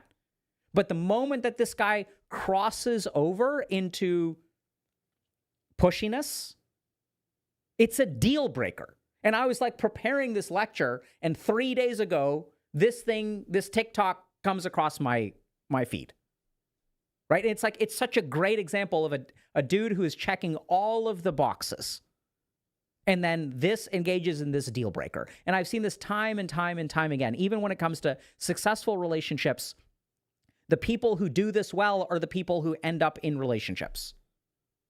And the people who do it poorly are the ones who end up getting canceled on 15 minutes ahead of time because they're not respecting someone's boundaries. And this is what I sort of don't like about boundaries for a second. Yeah, because we'll say like, oh, like this person didn't respect your boundaries. Yes, that's correct. But the whole point of this lecture is that it is way more than that. Right? Because there are women who are going to be like, or dudes who are going to be this way.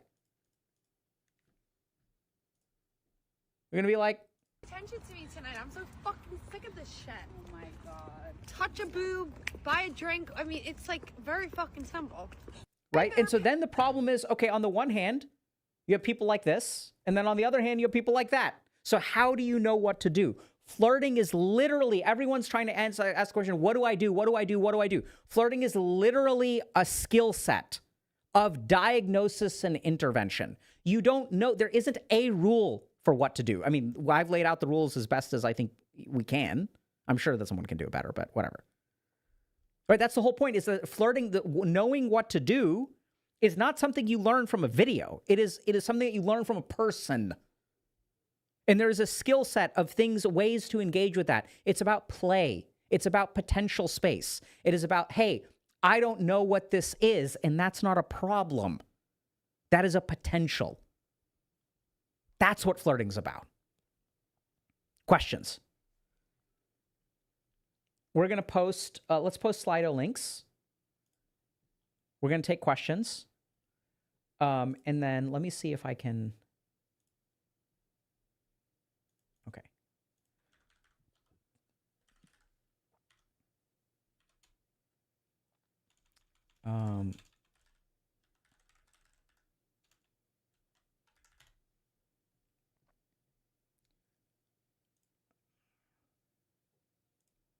Okay.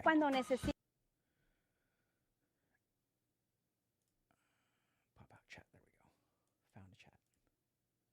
Okay. While we are doing that, so let's post. I'm going to post. Did we get Slido links? So we'll do Q&A. Okay.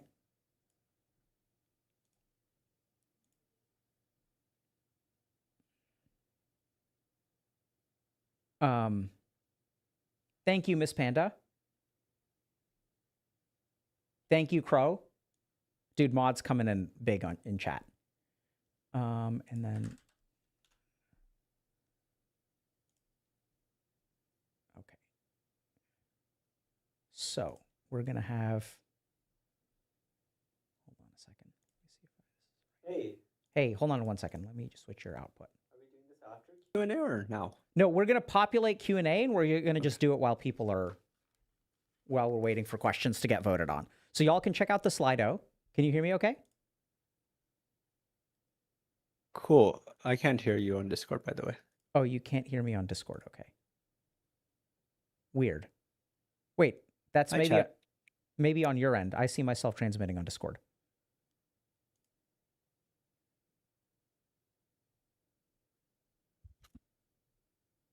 Testing? Can't hear you. Yeah, I think it's you. Hold on. Oh, yeah. Okay. There we go. So while we're waiting for things to populate, we are going to look at a couple of things. Okay, hold on. We have something to show y'all. And Kabir is... Tech Teller is going to help us out. So, Tech Teller, what have you been working on, bro? Yeah. So wanted to show you some stuff. Hey, chat, wanted to show y'all stuff as well. I'm just going to pull up chat so I can see them. Okay. Let's see. You can show my screen, right? No. I'm driving. Do you want me to show your okay, screen? great. Yeah. Can you share your screen to me? Yes. I have something to show. Hold on. I think you should show this. Bro. Hold on. Yeah. Well, leaked. Okay, we skipped ahead. That's fine. Oh, yeah, that I can show, but... Yeah. Hold on. Go for it. Hold on, chat. Okay. All right. Okay. Go ahead. Leaked. Go ahead, Okay. Tech Teller. Leaked. Hey, yeah, so actually, can you share? Because I don't know what people are seeing. Yeah, sorry. Can you show me? Dude, Tech Teller is so high maintenance, chat. I know, right? Okay. Thank you. Okay. Cool. Yeah, so chat, we're trying something new. If you can go to the next slide. We have a really good problem, which is that y'all have lots of questions and we have lots of answers. We literally have... Wait, what is F? 6 years worth. F? Huh? F? AI killed the stream? Are we no longer streaming? Oh, share maybe for that. Um, Yeah, you should start. I think. okay. Are we Gee. back? Quick. I think it's my job. Oh. No, it's not. Frozen super choppy. Yeah. Back. Okay. So far, so good. Stutter is frozen. Try refreshing.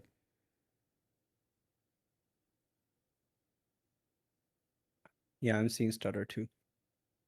Okay, I'm gonna just drop this call and see if I can fix stream. Yep. Okay. This problem recently? I wonder if it's Discord. I wonder if it's not liking Discord.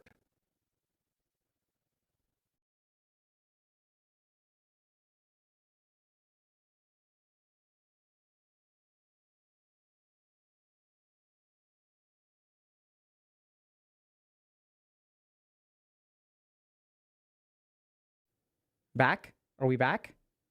Good now. Yeah, I think it's Discord. Okay, that's really interesting. We just figured it out. Because we had this problem last time too. Okay, so I'm going to just go through this. So we have a good problem, which is that there's a lot of questions and we have a lot of answers. So we get this all the time where like we just get the same questions over and over and over again. And we have over, I think, 1,000 videos on our YouTube channel now. So, and a lot of people will ask questions to AI. Okay. Yeah, 32% of people using AI tools at least once a week in a typical week for mental health support. So extended daily interactions with AI chatbots can reinforce negative psychosocial outcomes such as decreased socialization. AIs can be sycophantic. We can become dependent on them. When responses match a user's views, they're more likely to be preferred by both humans and preference models, even when wrong. So the AI is biased towards telling you what you want to hear as opposed to telling you what's correct. And AIs offer pretty untailored advice. I know many of them will tailor things to what you say, but they'll always sort of be sycophantic. And they basically have a shared knowledge base, right? So they may tailor things to you in a sycophantic way, but their knowledge base is basically shared. And by the way, I guess we had this understanding the perception of online video platforms on mental health literacy, a comparison of HealthyGamerGG and APA YouTube channels. Okay, so we have an AI, okay? So what it is a way to sequence HE content to your specific question, pull out the most relevant learnings from thousands of hours of content, and then it's basically trained off of our transcripts. It's not a therapist, coach, or crisis service. Okay? So it's about finding specific information that you need. Searches across... Hold on a second. Let me see if I can do... Maybe this will be better. Nope. I'm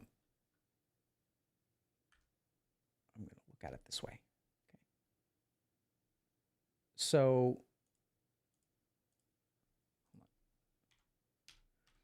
So basically, it's going to find the information to answer your question. Okay? And it has limited follow-up questions and interactions to reduce sycophancy and dependence. But it basically searches our content. And then, hold on, let me see. Where's our... Okay, let's take a look. So I'm going to ask, we're going to just pick a couple of questions, okay, while we're waiting for this. So I noticed, so let's ask about... the difference between yoga and tantra. Let's see. Okay, and while we're doing this, let's see. Oh, the build in public. Whoops. This is our, whoops. This is the overlay I should have been using. Okay. So,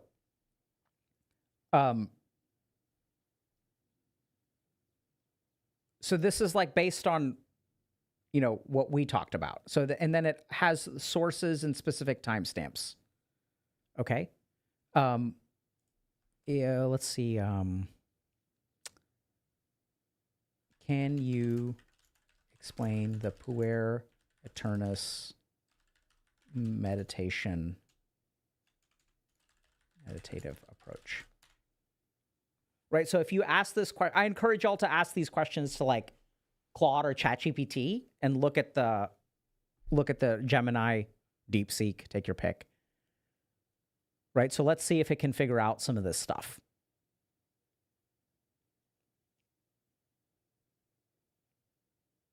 In its thinking.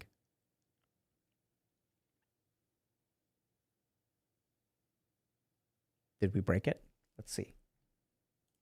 Oh, so questions are in the slides. Okay. Right. So, like, this is sweet, y'all. Right. So avoids dreary work. The approach focuses on the psychological principle that unrealized potential is not neutral. If the potential is not manifested into reality, it transmutes into toxicity, such as addiction, dopamine chasing, or unhealthy lifestyle. To counter this, Dr. K suggests a specific meditative strategy. Hell yeah, dude. Let's go. Right. So this is great.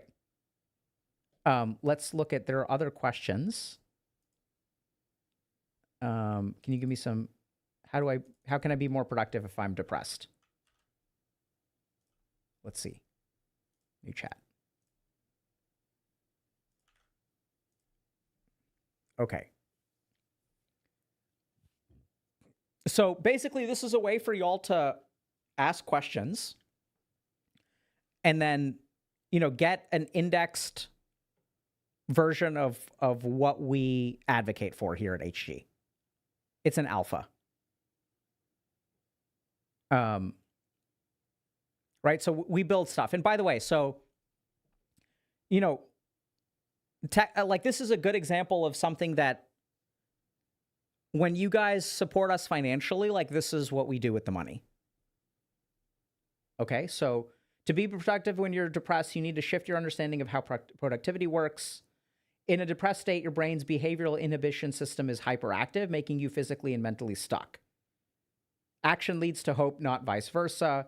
Focus on unrelated small wins. Prepare for mental punishment. So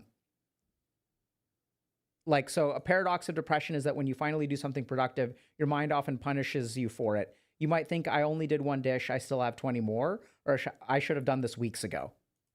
Right? So be prepared for this stuff. And then here's timestamps from all of our resources. Okay? It is an alpha. This is what we are building for y'all, amongst other things. Okay? And, yeah, let's see. Let me see.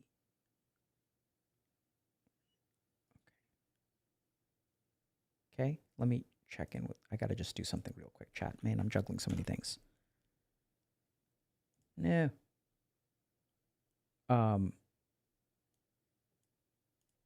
Okay. So I'm gonna turn to Slido.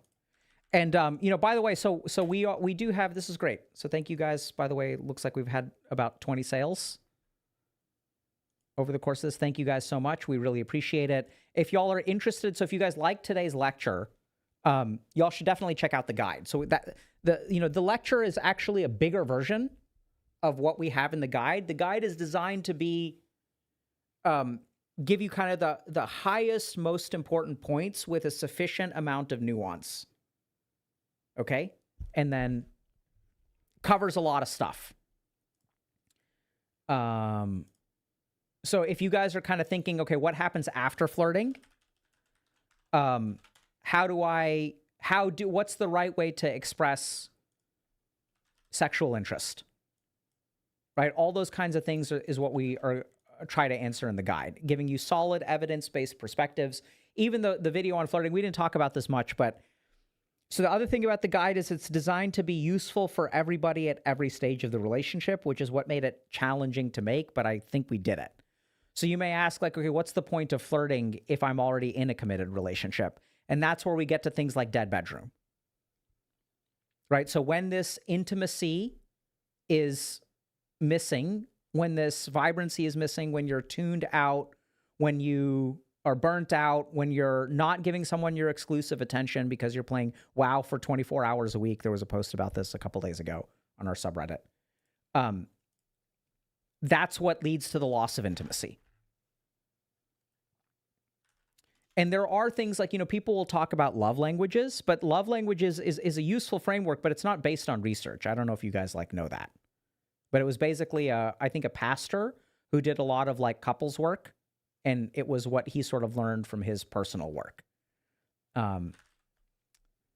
Which, I mean, I think it's a good framework. I think he's not, it's not bad, but it's not evidence-based. And so we try to include a lot of things, not just about, so just to highlight this. Hold on a second.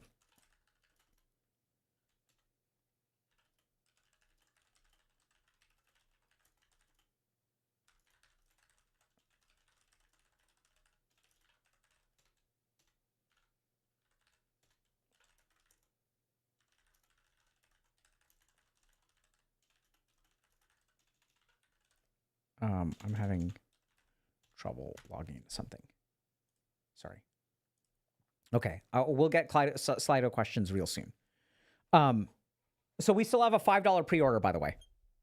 So basically, we tried to figure out all of the steps of the relationship, give you all solid evidence-based perspectives. We go into a lot of these things about why dating is hard. And once we understand why it's hard, okay, exclusive interest is one of the 3 major deal breakers for flirtation.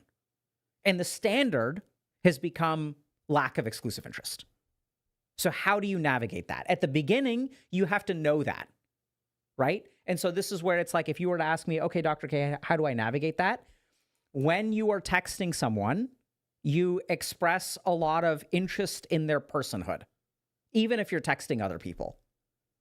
If you're texting other people, instead of using it as a defensive ego kind of move of I'm not super interested in this, you can text other people, I'm going to text other people, that's fine. Right? You may ask someone, hey, are you texting other people? What is that? That's an expression of, hey, what's the exclusivity here? Is there exclusive interest?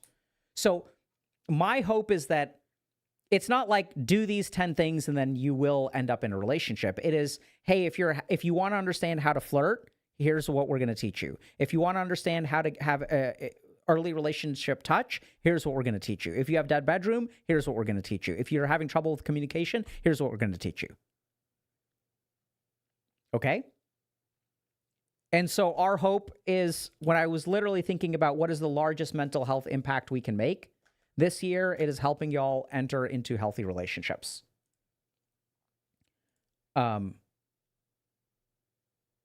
Okay. I can't access Slido.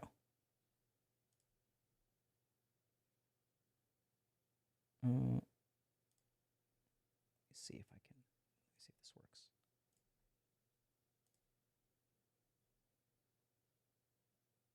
Oh, maybe this will work.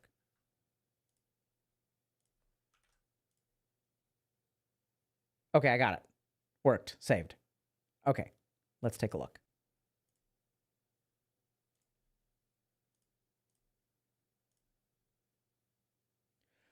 Can you buy me a drink? Let me see. That's most upvoted question is, can you buy me a drink? Let me think about that. What a great question.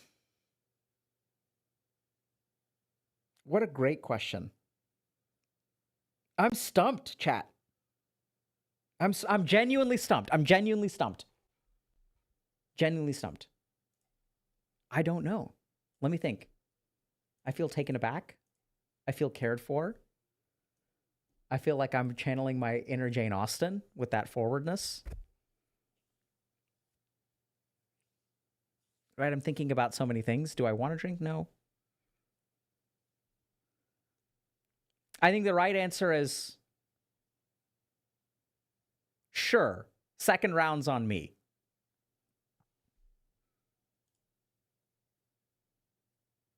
Right?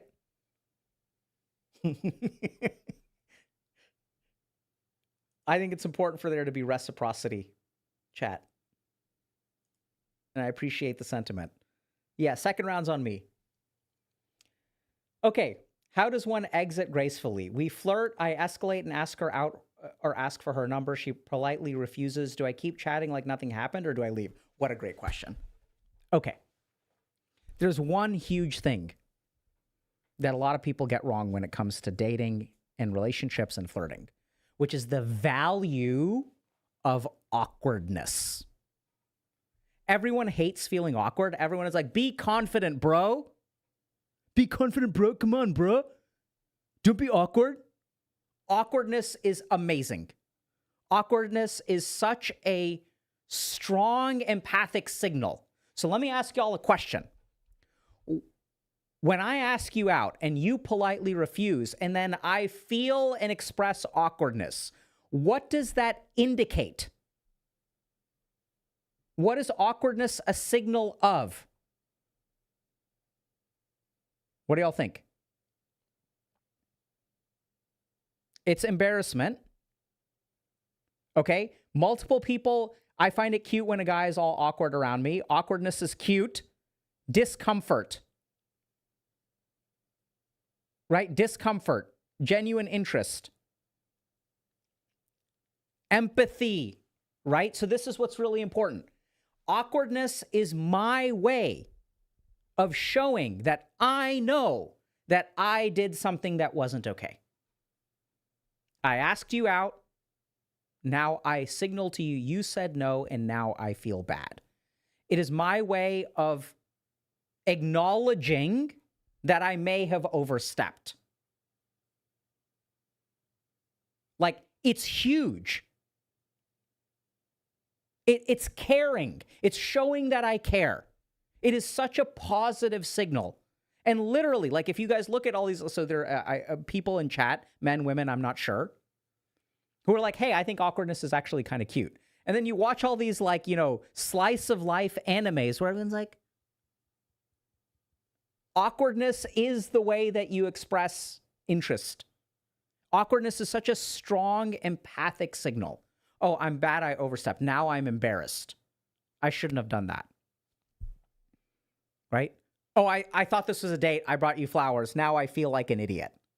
It is me signaling to you that I know I made a mistake. Such a huge positive signal in relationships. I've worked with so many people who have gotten divorced. And a huge part of it is, we watch this Manosphere documentary, right? I'm sorry is not in the vocabulary. How many of y'all want a relationship with someone who's never going to say I'm sorry? With someone who's never going to express that they're sorry, never be aware that they're sorry. Awkwardness is actually the easiest signal to send to someone that, hey, I know I overstepped. Maybe I did something wrong. Right? And this is where the flirtation is really important, because you're like, oh, I my bad, right? Now this is awkward. Okay? And then that's you still hitting the ball across the net. And then they can hit it back. Oh no, it's really not a big deal. And why isn't it a big deal? It's not a big deal because you were awkward. Because you made it awkward. Oh, my bad, I made it awkward.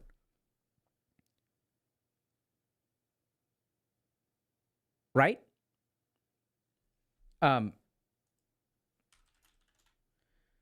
So the right thing to do is to be awkward. And like awkwardness is like, it's a signal to somebody else. And then I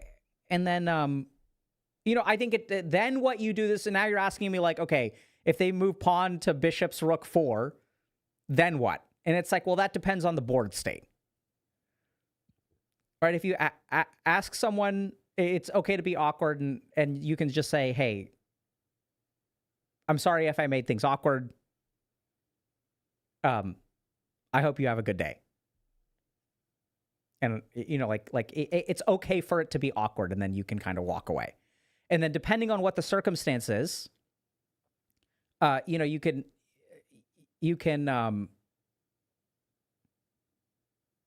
I think it just depends on the circumstance. So if you're like in a work situation, you ask someone out on a date, or like you're in a class, let's say, you ask someone out on a date and they say no, you're like, okay, well, this is a little bit awkward, but thanks for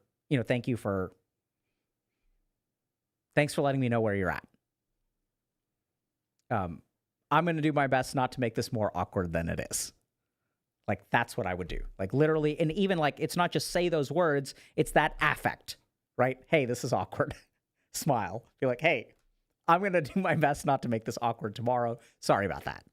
And then you walk away, right? And so that affect indicates it's awkward. I'm embarrassed. I know it may be awkward. I'm going to, you know, and then like, depending on how you want to play it, like there can even be an element of like the next day, if you see them, you can be like, it's good to see you again. Awkward. Or you can even be like, look, I hope we can still chat without it being an issue. You can say that. I think it kind of depends on the situation though, whether this is work, whether this is school. But I think, you know, gracefully exiting is actually ungracefully exiting, right? You don't want to be like gracefully exit. I mean, you can if that's your style and that's what you can embody. But I think sending an awkward signal here is really, really, really positive, strong signal. It's like, it's good to be like, okay, this is a bit awkward.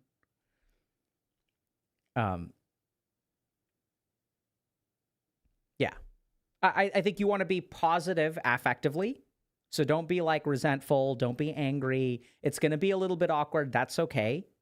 And then, and then I think like if you're seeing them again, I think just moving things back down to the previous safe level, right? So giving them a quick nod or waving, right? If you sit next to them every day, I would even consider like if they're, you know, if you're sitting next to them in class, because this shit happened to me when I was in college, I'd still sit next to them and I'd be like, look, is it cool if we still sit together? I won't ask you out again. Promise. Right? Hand motion, palming, smiling, indicating indicating safety, right? Indicating, hey, like I read your signal. Not going to ask you out, but hey, is it okay if we still sit together? Asking for permission. And they're not going to say no.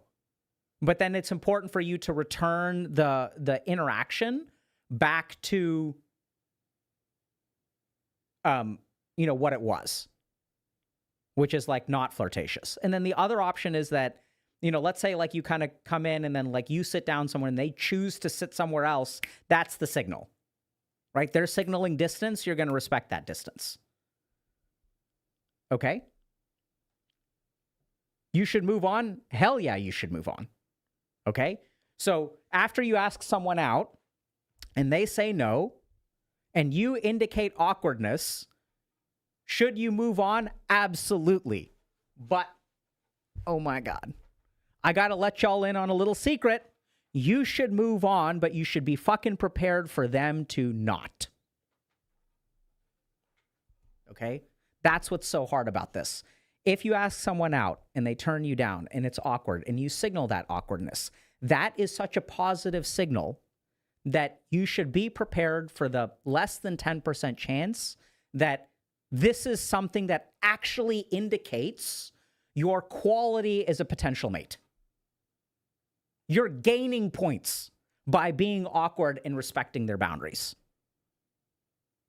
Okay? And this is what's so confusing. This is why we made the guide. Because attraction, chemistry, mate eligibility, flirtation, these are all discrete things. Charisma.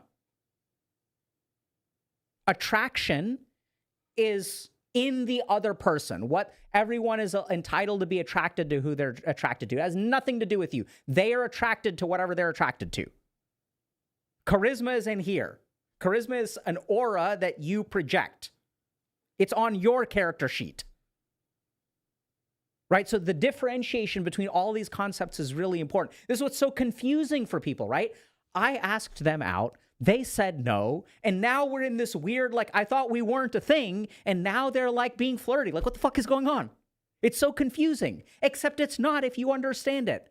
That if you ask someone out and they say no, and you feel awkward and you respect their boundaries and you indicate that you understand empathically what's going on, that actually increases your attractiveness in most people's eyes.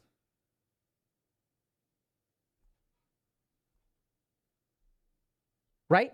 It is extremely confusing. You are correct. And it makes sense if you understand what's going on. And that's the problem.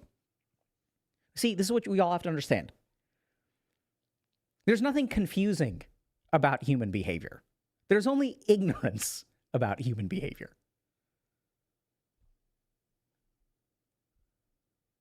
Right?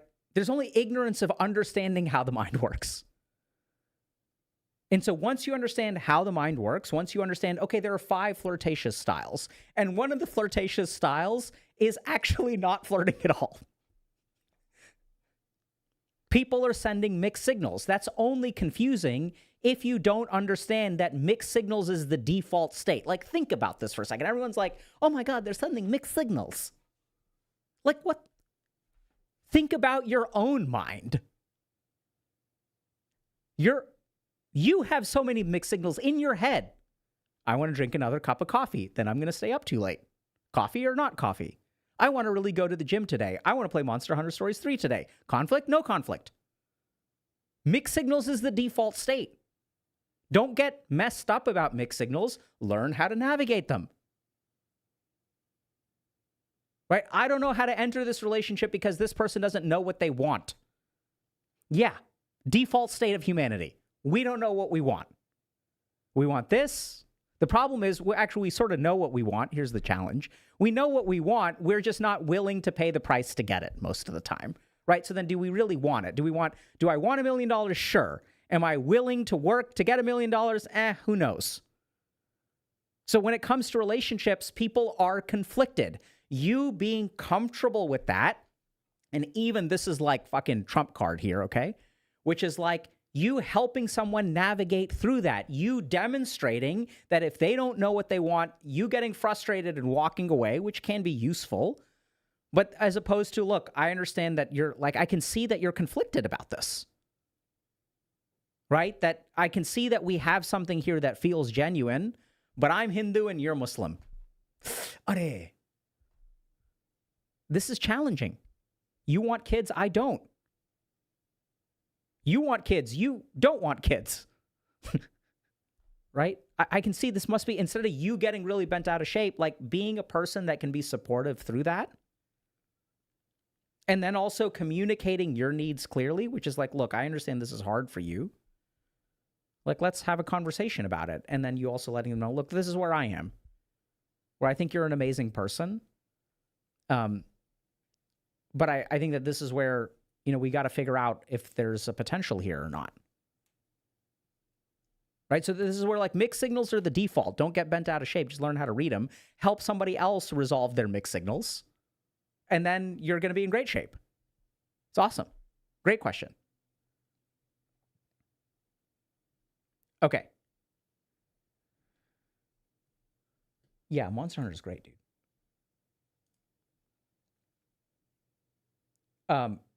Oh my God. As someone with autism, I'm getting epiphanies every other minute from this. Thank you. Any advice specific to neurodivergence and specifically autistic individuals? So, when I was putting this together, I was like, oh man, people with autism, this is why they have it so hard. This is why they have it so hard. Flirting is such a fundamental part of engaging in a relationship. And if we look at, so neurodivergence is a spectrum. Right, but if we look at where the neurodivergent deficits lie, nonverbal communication, empathy, reading social situations, right? So the people that I've worked with who are neurodivergent, see, this is what's really scary. When you are on the spectrum or are neurodivergent, you are blind to some of the things that people who are neurotypical take for granted in terms of social interactions. Literally, like when somebody else feels awkward, right? We have this empathic circuits of our brain that then make us feel awkward. We literally feel what they feel. If you're neurodivergent, you don't have that sense. You may be able to cultivate it.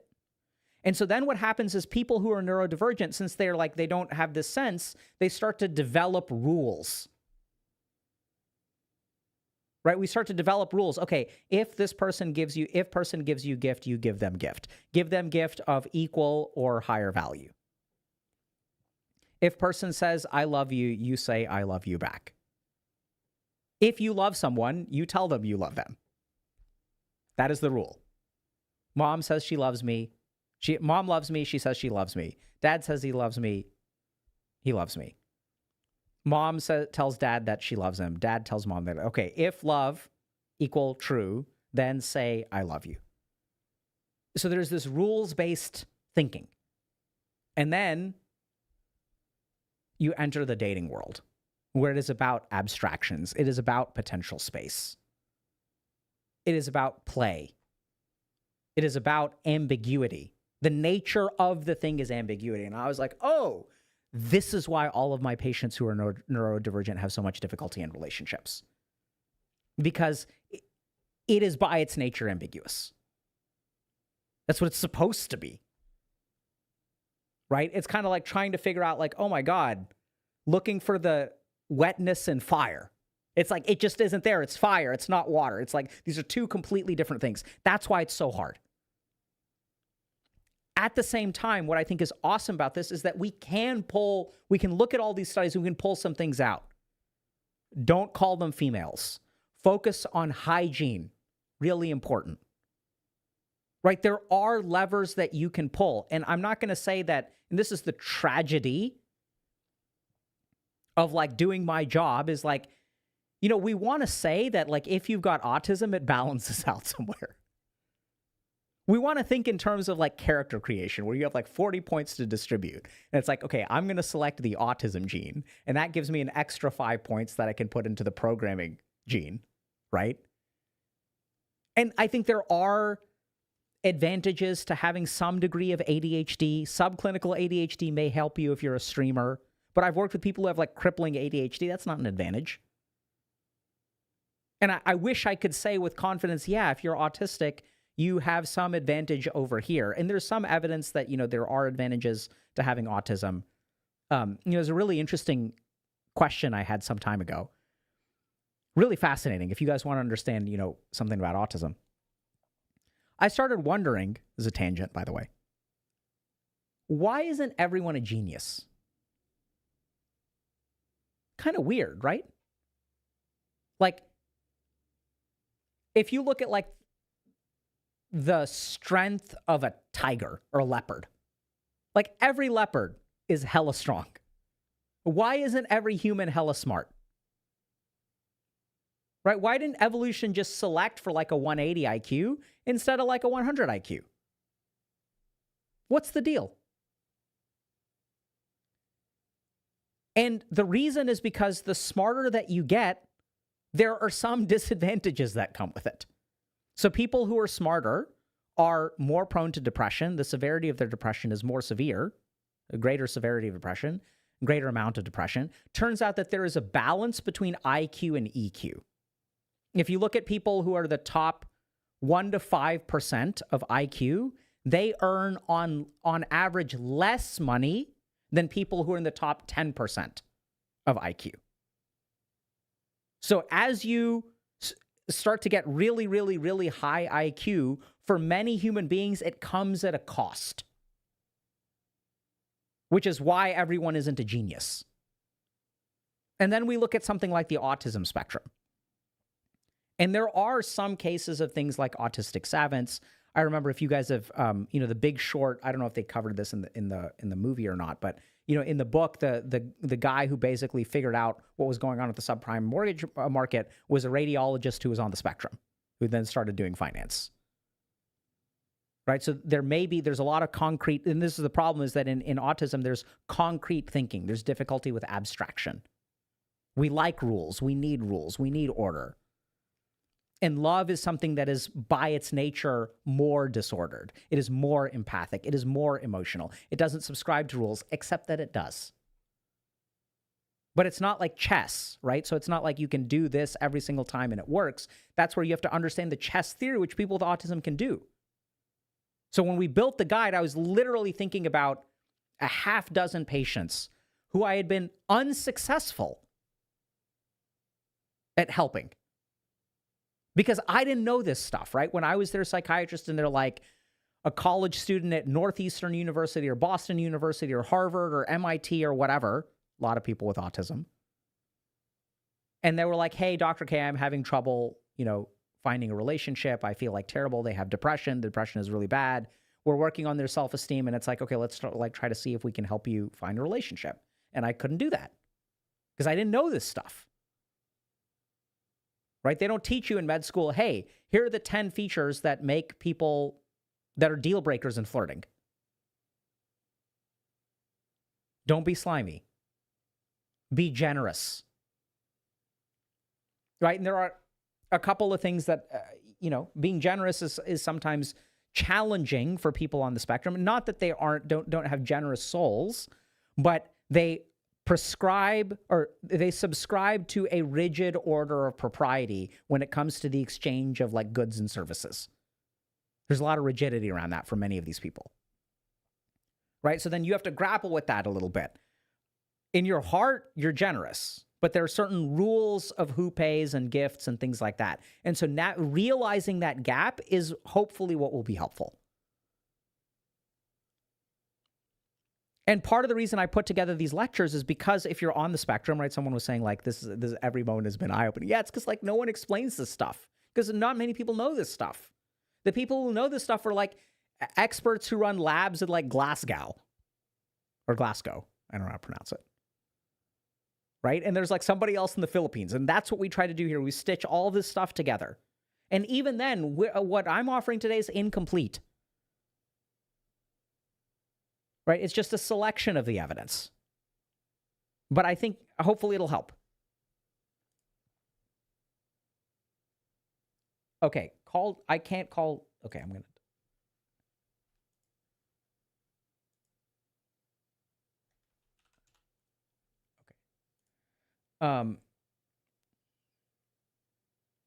I mean, the advice specific to autistic individuals, I think it's not specific to y'all, although there may be, it'd be interesting. I wonder if there are studies about specifically like autism and flirting.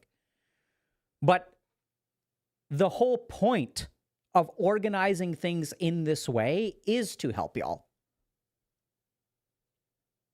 Right? It's to help y'all understand, okay, what are the rules? And then I'd have to see, I mean, we can look into it, but I'll really have to see. Hold on a second. Let's just look.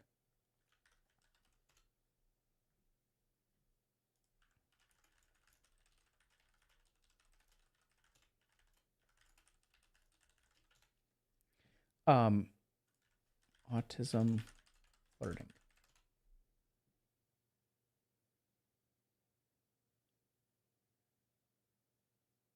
Yeah, I mean, so it looks like there's a lot of stuff that, are you flirting with me? Autistic traits, theory of mind. I can see it. I cannot see it in their eyes. Renegotiating neurotypical romance. This is ProQuest. This may be a dissertation, dude. Sometimes we find a dissertation and that is lit.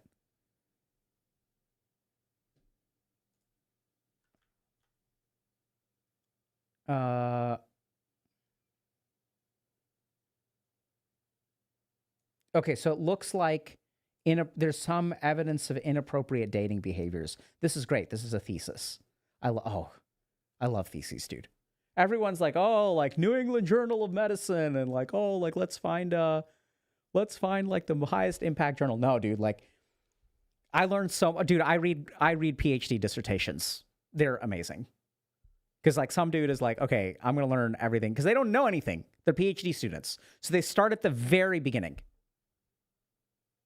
They explain the most basic stuff.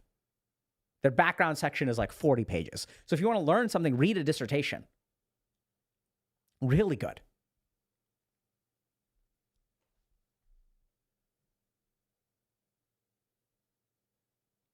Man, I see there's so much back and forth. Okay, is there a way for autistic individuals to get the roles more naturally instead of intellectualizing them? So, I'm going to go ahead and say no. So I think the challenge with autism is that you have to understand that intellectualizing is natural. What we call more natural, more empathic, like, you know, is there a way for a blind person to see? It's not quite that severe. The answer is no. Right? So I think that's where recognizing that you're intellectualizing, recognizing the shortcomings of intellectualizing, and then adapting using intellectualization. That there aren't rules for everything. There's one rule, which is that there isn't a rule for everything. Understanding that so that you don't get bent out of shape trying to figure out a rule that isn't. Understanding that flirting is fundamentally ambiguous is huge. Right? And lean into your strengths. And there is some amount of stuff that can be done, like theory of mind is really important. You know, learning the rules of empathy. Cognitive empathy is a decent substitute for emotional empathy. And then I think what I've seen from, thankfully, many of my patients who are in relationships with people who are neurodivergent or are neurodivergent is that someone can still love you if you're on the spectrum. Neurotypical people engage in relationships with neuroatypical people all the time. And it's just about them understanding what your challenges are and accepting you in spite of those. And oftentimes, like, effort is the most important thing, right? So are you, like, trying? And then sometimes it's rough. Like, it's a bumpy road. But I mean, I've seen it work, and I haven't given up hope. And we try to reduce things to kind of an intellectual perspective here. That's why we present research. Here's the 10 factors that work. Being generous, making somebody laugh, right? Not saying actually, not correcting people when they're wrong. Like, that one can be hard. Right? It's okay for them to be wrong. What difference does it make? Think about their experience. That's you want a concrete piece of advice? If you're on a date with someone and they get something wrong, let it slide. What is the point of the date? Is it to correct them about Elon Musk's involvement in SpaceX and when it happened? Or is it about having a good time? Right? So that kind of cognitive flexibility I've absolutely worked on with people. Okay? Okay. Great question.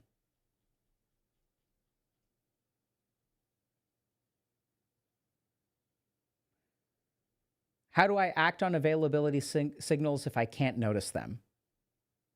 Start paying attention. Right? So some of it is understanding what an availability signal is. Let's talk about noticing for a second. How do you notice? So quick backdrop for those of y'all that missed it.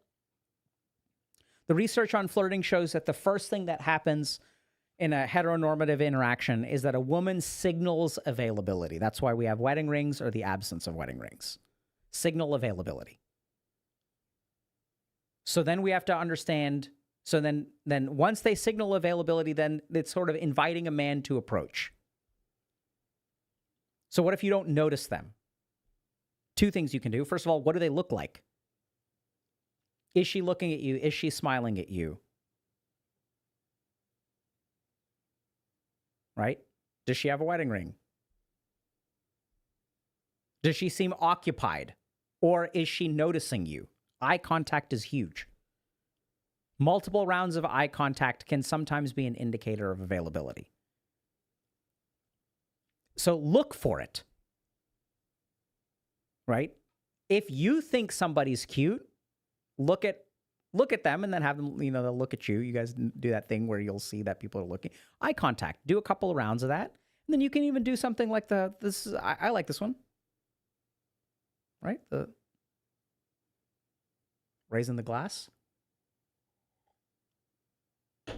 What does that mean, chat? When you're at a bar and someone goes like this, what does that mean?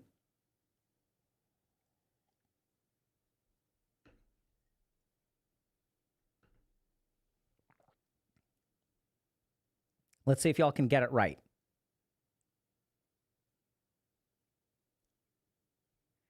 It is... No. See, this is so good. This is so good. It means cheers.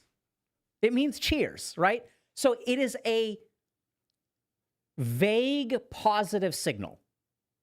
Dude, when I'm out and I see a dude,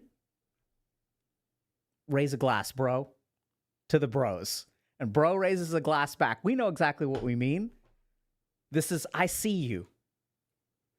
Positive. Positive. Positive. That's all it means. Right? And so after, if you raise a glass, then you're opening the door for them to either look away like, or they will raise it in return. Okay? And if they raise it in return, you know, then you can do something else. Like you pay attention to it being empty as their drink where it gets its way down. You kind of make eye contact and you're like, I'm going to go to the bar. Do you want one? A second? Go like this. An offer. That's when they're like, nah, brah. Or they give you a thumbs up. Then you have the signal. Right? Dude, talk about rizzing tips for a 5'5" guy. These are the tips for a 5'5" guy. Like, height doesn't enter the picture. This is exactly what you do. Is the likelihood that they respond going to be a little bit lower because you're 5'5" if you're 6'5"? Sure. Absolutely. But this doesn't change the fundamental game. That's the whole point. See, this is what someone's asking. How do you do that without the bar? Guys, this is what I'm saying. It's not, don't follow the chess moves. Follow the chess theory. What is the equivalent of that in class? Right? It's just you can still do a nod. Then you can do a wave.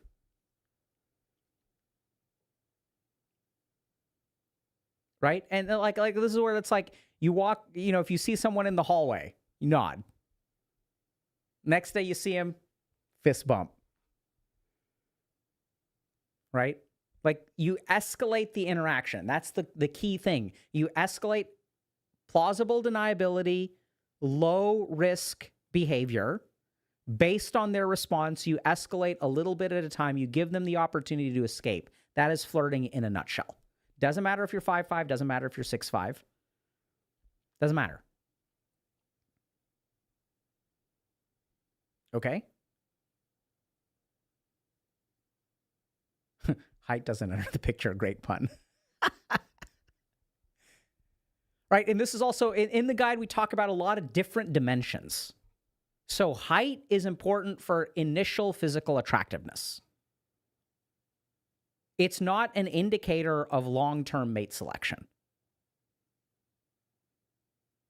Right? And for some people it may be, but like generally speaking, financial security, empathic connection, things like that, those are all... Thank you. What is this? Oh.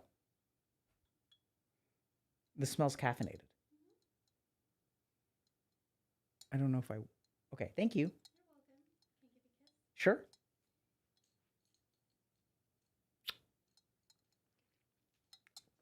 See, I almost screwed up there. She brought me something nice, and I was like, I don't want to drink this caffeine. It's going to make me tired. I'm not doing afternoon caffeine anymore. But that would be a dick move. So you drink it, now it sits here. Undrink. It's delicious. I don't want it, but you make me want it. Is she flirting? It's not, I can't tell.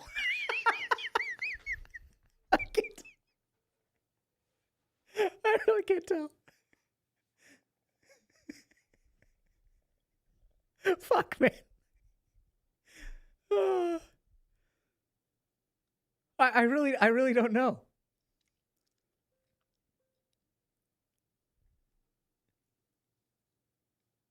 Yeah.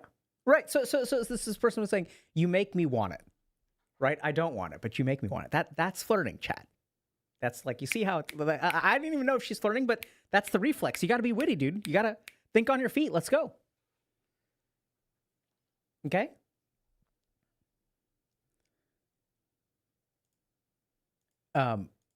Yeah, okay. Okay. How do you, in an ideal way, turn a man down gently if he does flirt, if not interested, so that we can get out of the systemic cycle of them feeling defeated? Or is it as pointless to try? They may feel defeated anyway, and that's okay. Oh my God. See, we need more human beings on the planet like this. How do I turn a dude down without messing up his self-esteem, without making him feel super rejected? Right? So this is beautiful. If more human beings on the planet thought like this, the world would not exist in this way. Notice the empathy. Notice the theory of mind, the mentalization. There are so many people I've worked with who the callousness of the people around them is what really messes up their life, leads to resentment, depression, feeling pathetic. And it's interesting how little it takes. A human being sometimes just needs one human being in their life who is not callous, who's maybe not part of their nuclear family. Like, you need one teacher to care. That's all you need between failing out and going to jail and our early life of criminality. One teacher is all it takes to be like, look, I know you're better than this. I've seen that happen. Sometimes we as psychiatrists will do that. But that gets tricky because it's not really our job. And the problem is that when we see the value in other people, they're like, you're just saying that because you're my psychiatrist. You know? So that's challenging. But it's such a great question. So I think a lot of this, once again, is affect, is posture, is body language. Someone asks you out. It's all about the way you respond. I'm flattered. You just made my day. Right? Receive it positively. I'm in a relationship, but man, you just made my day. Truly, I'm flattered. Right? And this is where it's about the energy. Because, like, sometimes if you want to, you can pilot something like, you know, you're going to make someone happy one day. It feels a little off to me, but I think it's a strong affective oomph. I'm flattered. You made my day. You know, or I mean, I'm not having the ability to channel it right now. So like this also, maybe we should do a video about this. Channeling the right affect. I'm going to make a note about that. This is good.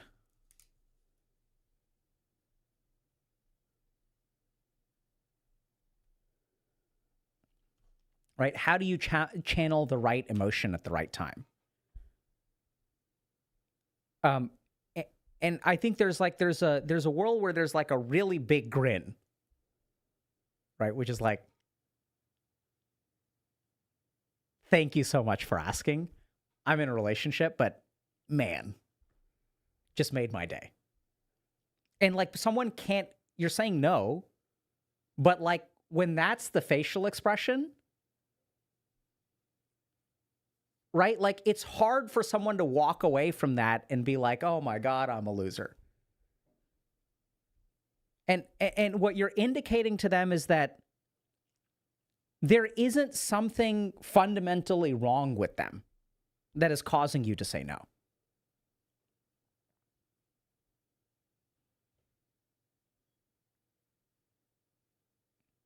Is venting a good way to flirt? No. No, venting is not a good way to flirt. Remember, this is one of the factors, chat. Excessive intimacy can be venting. So sometimes when we venting is kind of interesting because It can facilitate the formation of a bond. This really is delicious, but it interferes with my evening meditation. But alas. What do I do if the other person thinks you're flirting, but you're just being friendly? I feel so guilty. This is another great point, right? So this happens all the time where you're being friendly, someone else interprets it as flirting or romantic interest. And what I found is a big part of that then you feel bad because you're like, oh man, now I'm like leading. Oh my God. I've got a thing on my forehead. It's still there. Okay. By the way, if you guys didn't notice, you guys know what that is? Can y'all guess? Can you guys guess? What was that?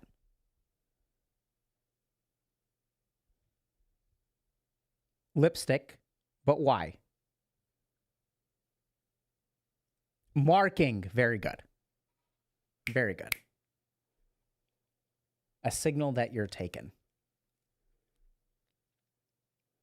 That's not flirting. She doesn't plaster lipstick on my forehead when the two of us are interacting. You guys get that?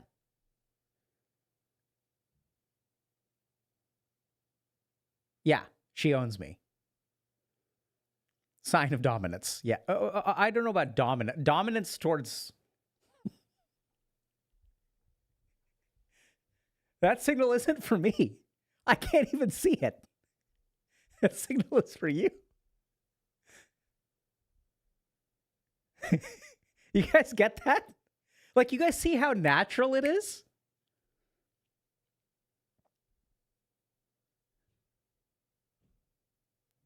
Yeah. So I never noticed. That's okay. And that's what needs to change. Noticing.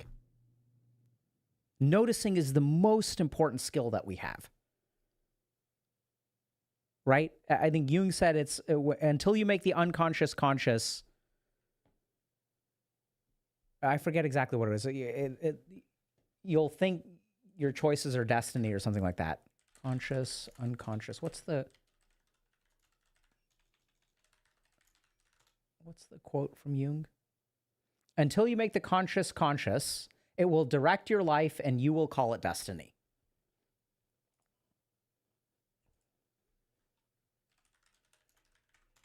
Okay? All right. Yeah, I know I've forgotten the quote 5 times. Laffy bun. I know. I keep on, it was brain fart. Okay. All right, so what do you do if you're flirting, or if you're just being friendly and somebody else thinks you're flirting? Then you feel guilty. Okay, so a couple things to keep in mind. The first is this is a feature, not a bug, right? So the whole point of flirtation is that it is ambiguous. So it will oftentimes get misinterpreted. The other thing that I've noticed is that someone is more likely to interpret friendliness as flirting the more starved they are. So I've noticed that when I work with people who are emotionally starved, they think about all of their emotional needs coming from one person. So my best friend is my business partner, is my lover. All of the things happen in you, right? You are the fulfillment of all of my dreams. Everything that is wrong in my life will be fixed if only I can be with you. You're everything that I've always wanted. Oh my God, I'm so deeply in love with you. And we just met 1 minute ago, 1 hour ago. We had this deep conversation in anime convention, and oh my God, I can't get her out of my mind. And she's everything. If I can have her, everything will be great.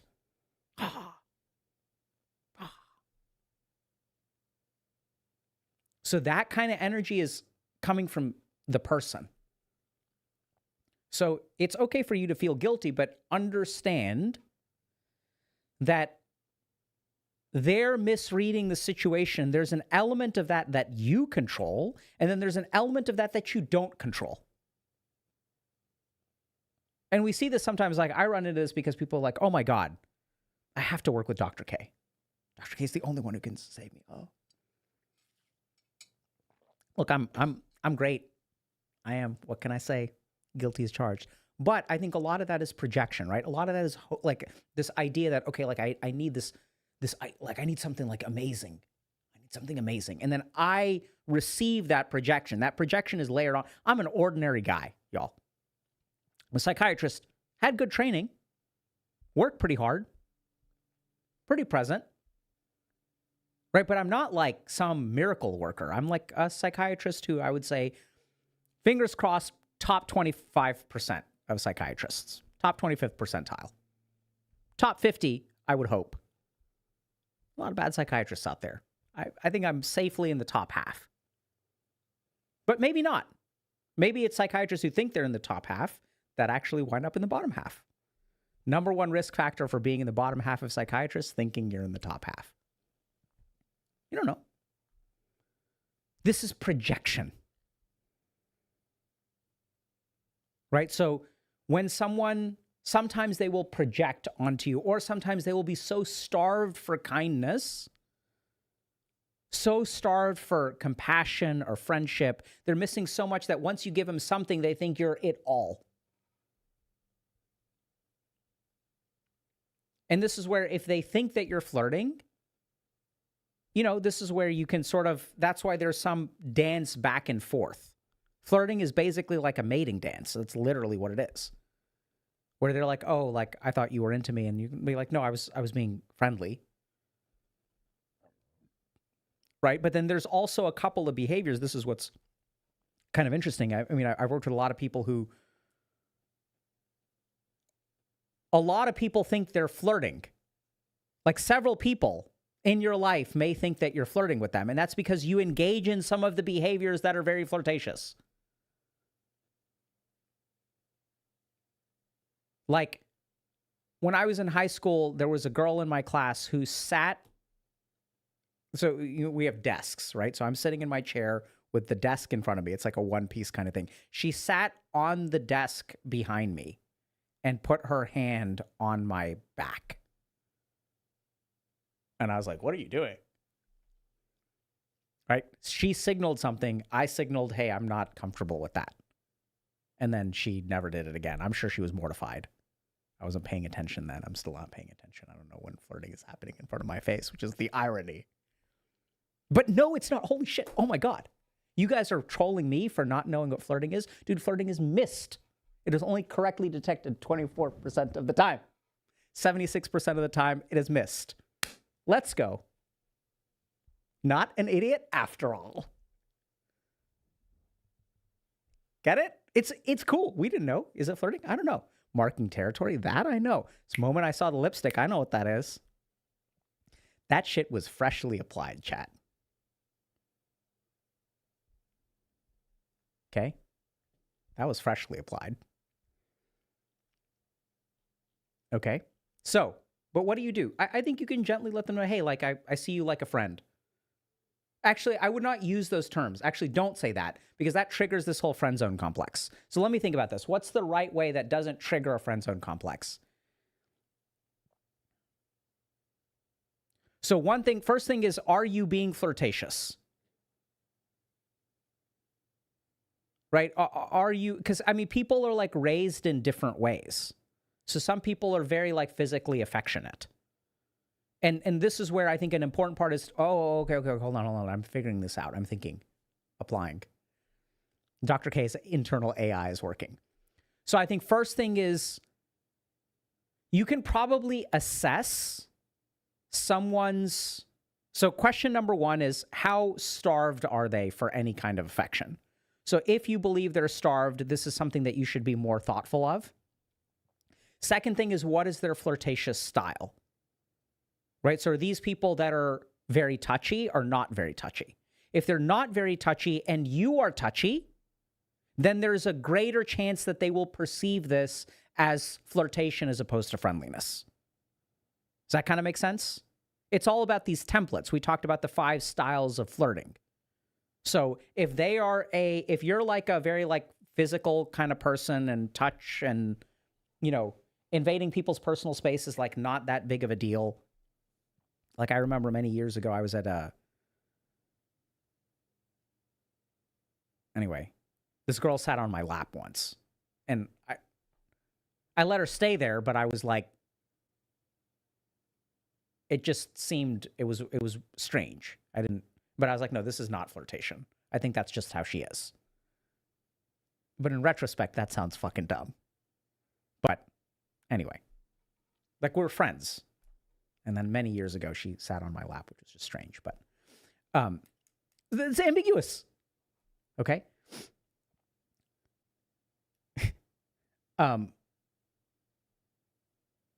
Yeah, so going back to this question, so I think you got to assess how starved they are, number one. Second thing is assess like how they interact with you and match that kind of interaction. And third thing is if they express feelings for you, I think sort of, letting them know that you don't see them that way. This is triggering friendzone trauma.exe.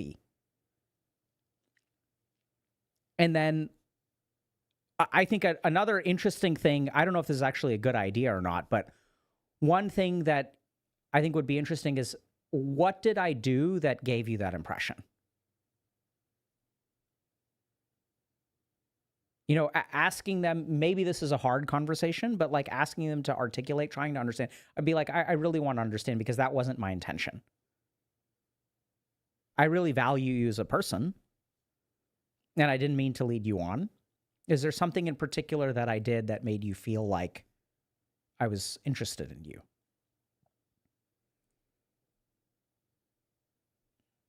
But I think that's the hard. How to have the balls to flirt? This is a great question. Okay, here's how you have the balls to flirt. Good question. So remember, flirting includes plausible deniability. That's what flirting is. That's the key feature. It's ambiguous. So how do you have the balls to flirt? You flirt and you're not flirting. On the inside, you're flirting, but on the outside, it has to have plausible deniability. Excuse me, officer. Is there any way that I can take care of the ticket right here? Do I have to pay on the website or can I just pay you? Right? Plausible deniability.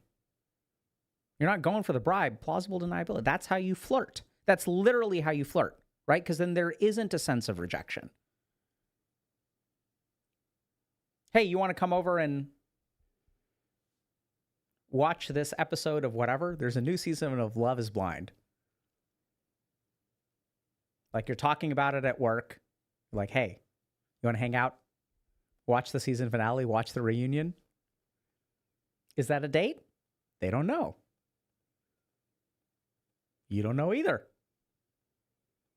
Then, how do they show up? How do you show up? They show up dressed up. You are in PJs. Right? There's a lot of signaling. Oh, brilliant. Sin 4441.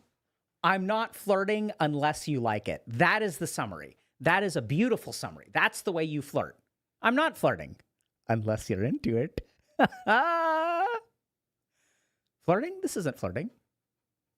Do you like it though? Do you want more?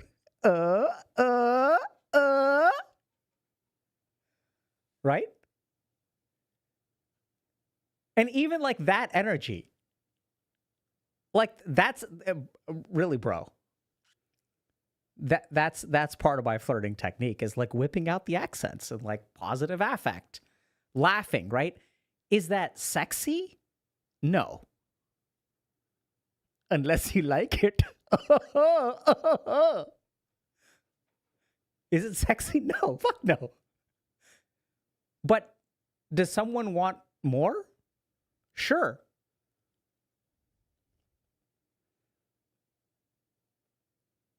Yeah, you didn't like it? Why did I feel something? Yeah, oh yeah, curry wrist, let's go. Right? Yeah, so this is what's also kind of confusing is sometimes people flirt with no intention of a relationship. Like old ladies with cancer would flirt with me all the time in the hospital. This is a good question. Women in chat, would this work? Let's get women in chat. But why only women?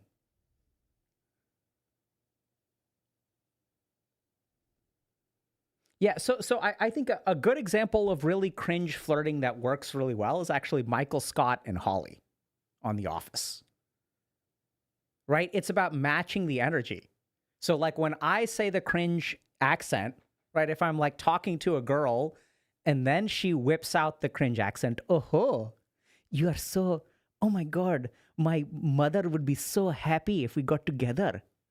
Right? If that's what she comes back with, and then it's like, oh my goodness, I cannot be with you though. My mother would never accept it. Are you a mama's boy? That depends. Are you mama? Like, you know, it's fucking dumb. It's just back and forth. Okay? Like,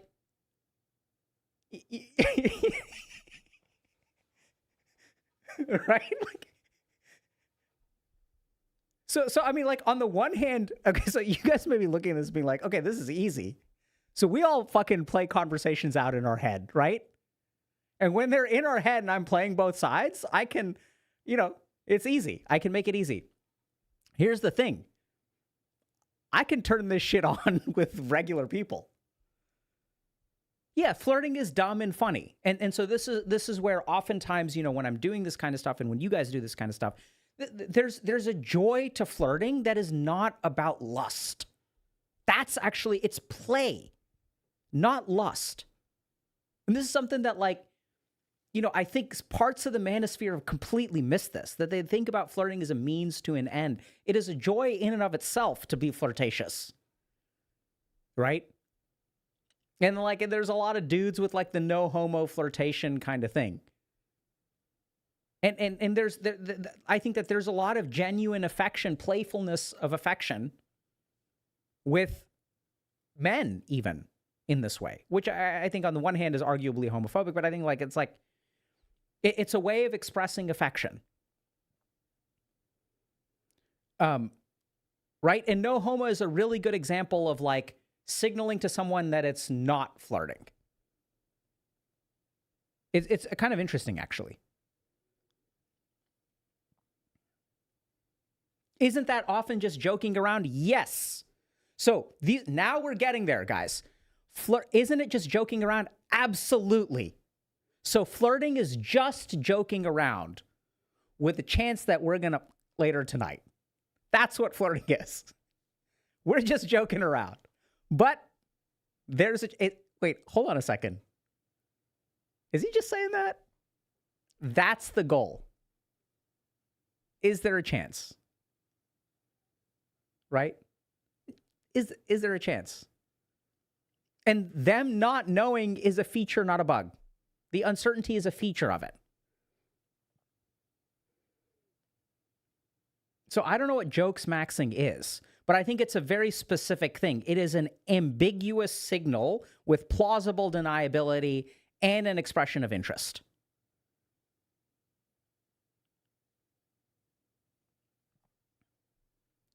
Okay? I get anxious from ambiguity. You're not the only one, and that's what makes flirting hard. Right? So now we get to the real rub of like, why is flirting hard?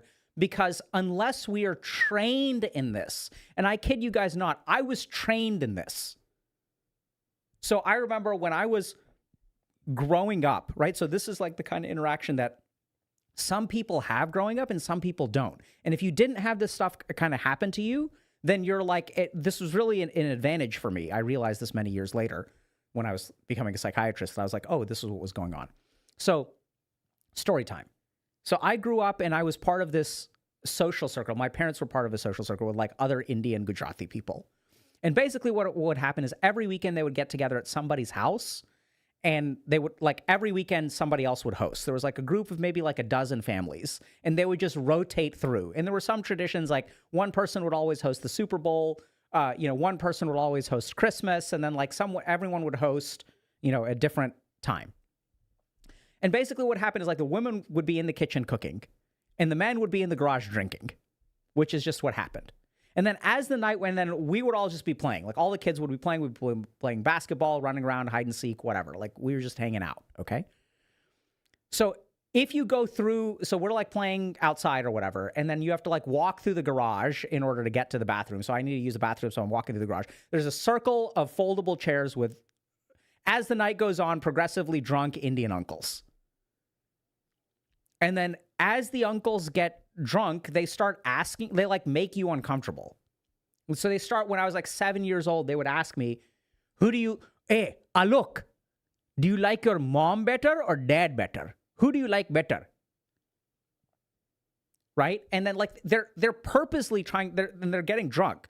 So sometimes they would like say things that were really inappropriate. And then usually the other uncles are like, hey, that's out of line. Right? So there was a lot of like internal safety kind of, and they'd ask you questions like, are you going to be a doctor like your dad? Right?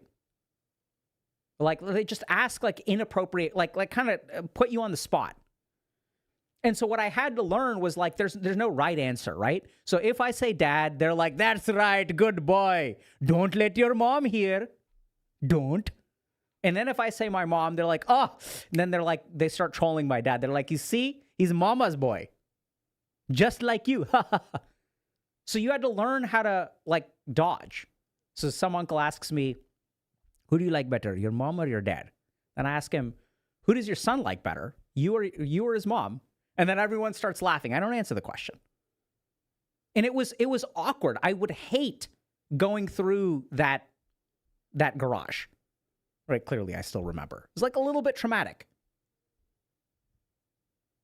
But also, like, that's how you learn how to deal with being anxious. They were like training me. Typical Indian family. Like, yeah.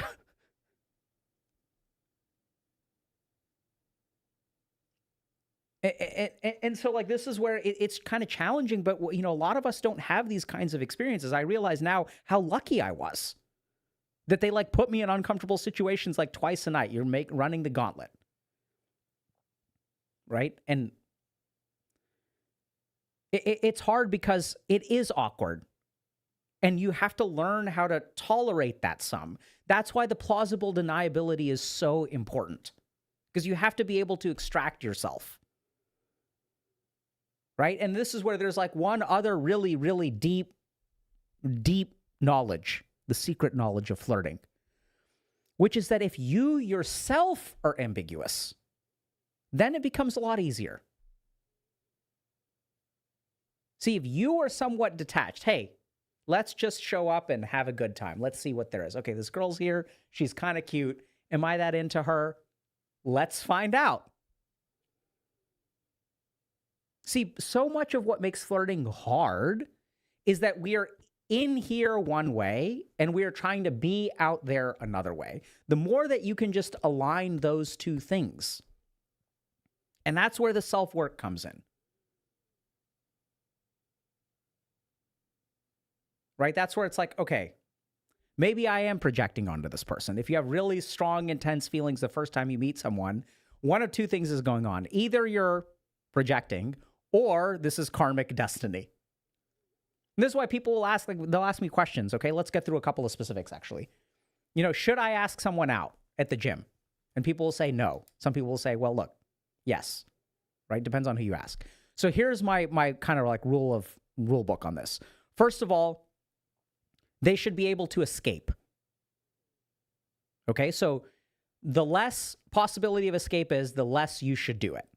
So oddly enough, you're walking down the street. I think that is better than asking someone out at work, because this person will never see you again. Second thing, really make it about them.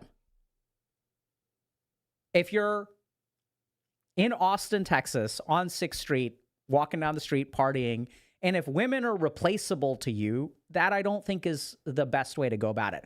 there are good reasons to do that. Look, if you're just looking to get laid and like somebody else is looking to get laid, like by all means, y'all go for it, whatever. That's not what I'm commenting on. But I think make it about the person. Right? So if there's something specific about them, the more specific you are to them, I think the better it is. And this is the kind of thing where like sometimes you send a strong signal, but there needs to be a high level of escape. So even if you're like seeing someone, like I remember many years ago, I was like 15 years old, I was at a wedding. And I was playing in a stairwell with some of my friends. And there was this girl in the stairwell who was playing with her friends, probably about the same age. And I was just struck by her. And then for like the next year or two, I would like think about her. Like, I didn't know her name. I saw her once. I was like, wow. Like, she just kept on popping up in my mind. But didn't say anything. I was 15. If I was single today and that kind of thing happened again and I saw someone for 5 minutes, I'd be like, hey, I know this is going to sound insane. There's something about you, like, can I get your number? I don't even know what it is.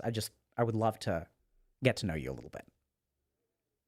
And then leave if she says no. Right? But it should be authentic. You can't like do that to like 15 people in a row. I'm not scared of her saying no. I'm scared of her saying yes. Yeah. Right? Yeah. First high hormonal experience leaves lasting effects. Wisdom in chat. Yeah, can I have your AOL? Absolutely, dude. Can I have your AIM? Not AOL. AIM, bro. Okay? And then you don't have to be like ooh-woo about it. Like, if it's in a fucking anime, don't do it.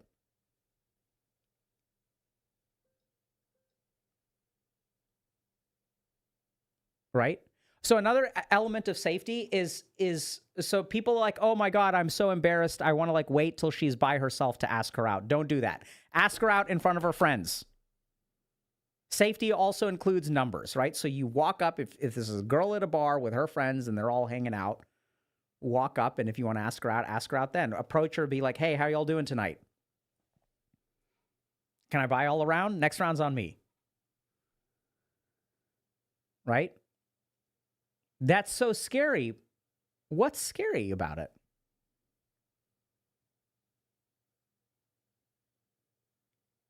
You know? What about your safety? With what money? My point is that it's a safe situation for them, right? So the safer it is for them, the less slimy it's going to feel, the less aggressive it's going to feel, right? So they need to have an exit path. And the simplest exit path is, I wasn't really asking you out, right? That's why the plausible deniability is there. That's why the ambiguity is there.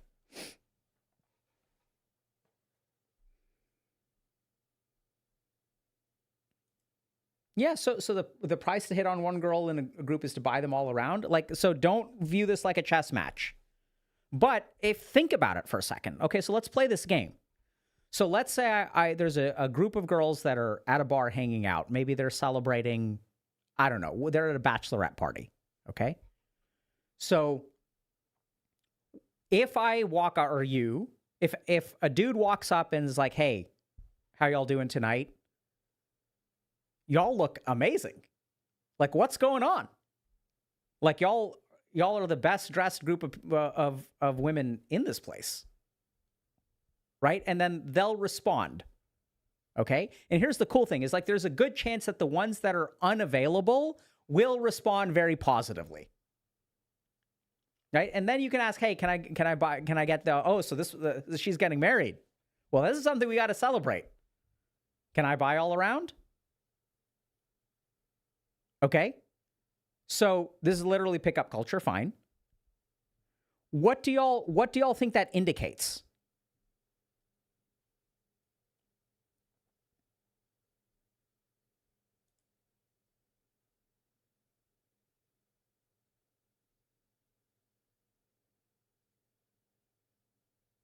right? This is one of those things. I mean, like if we're getting close to pickup culture, let's remember that there are some things that, I mean, pickup culture exists for a reason, right? They're not wrong about everything. So there's confidence, positive signals, generosity. Remember, we talked about the factors. It's generosity, open, friendliness, safety. Am I saying I'm going to buy y'all a drink and then one of y'all has to come home with me? No, at all. There's no strings attached. Signaling generosity, signaling to a certain degree financial stability. Everyone's making comments about how expensive it is, which I can empathize with. I've been broke at points in my life. Okay. Right? And that's different from, and I think this is very different. Like, so, you know, I think there have also been, you know, times in my life where you could go up and you could say, okay, drinks are on me for the rest of the night. That to me feels like a financial flex that is excessive. Being lax with resources, sure.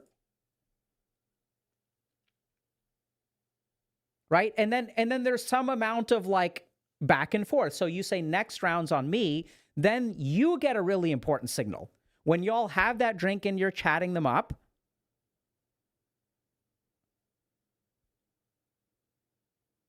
right? Then the question is, when your drink finishes, do they offer to reciprocate? Huge important signal. And then what we get to is like, oh my God, I'm trying to think about how to make this more useful. And then I think there's like a certain degree of transparency. So it's like, oh, there's a bachelorette. Fantastic. Who's getting married? Oh my goodness. Tell me about the guy. What is he like? Oh my God. Tell me all about him. Right? There's playfulness. And then, okay, so who's single and who's not? And they're like, why are you asking? Are you looking to get hitched? And I was like, why are you asking? Are you wondering if I'm looking to get hitched? Right? Back and forth. Is that information very important to you? Right? So there's, you know,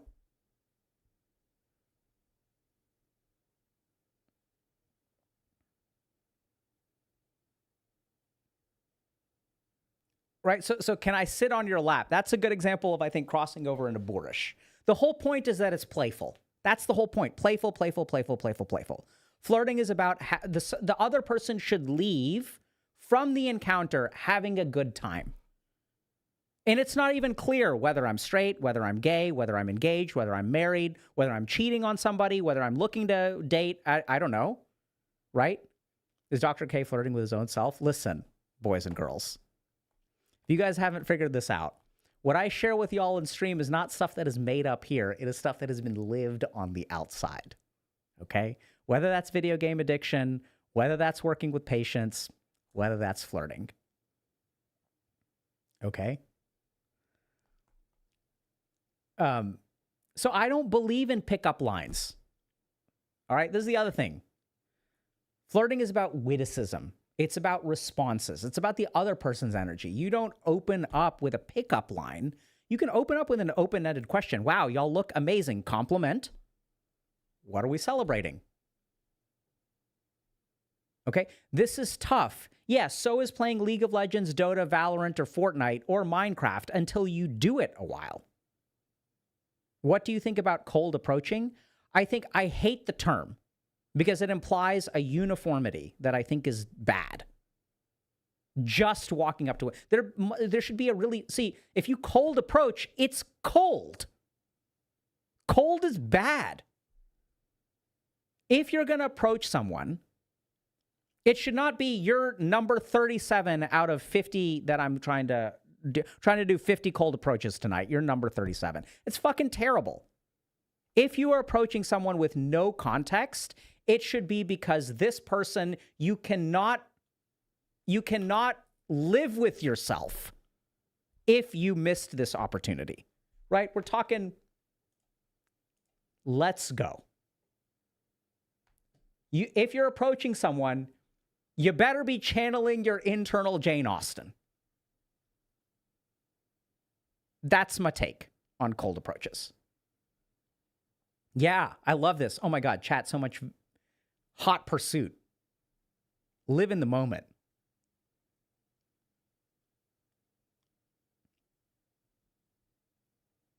Yeah, so sister just got married. He proposed via Dungeons and Dragons. So it's matching people's energy. Right? I don't know how to... I can't give you guys examples of flirting in D&D because I didn't flirt in D&D. Okay, let's do one more question, and then we're going to wrap for the day. How to identify your flirting style. Oh my goodness. I thought you would never ask. This is what I love about this, dude. Oh my God. You guys ready?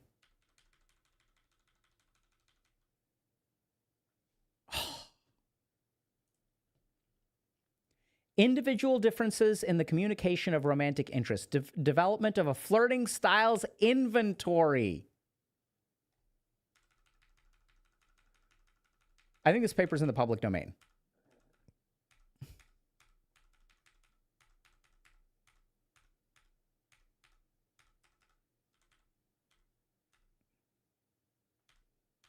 Do they have this here? Maybe it's in an appendix.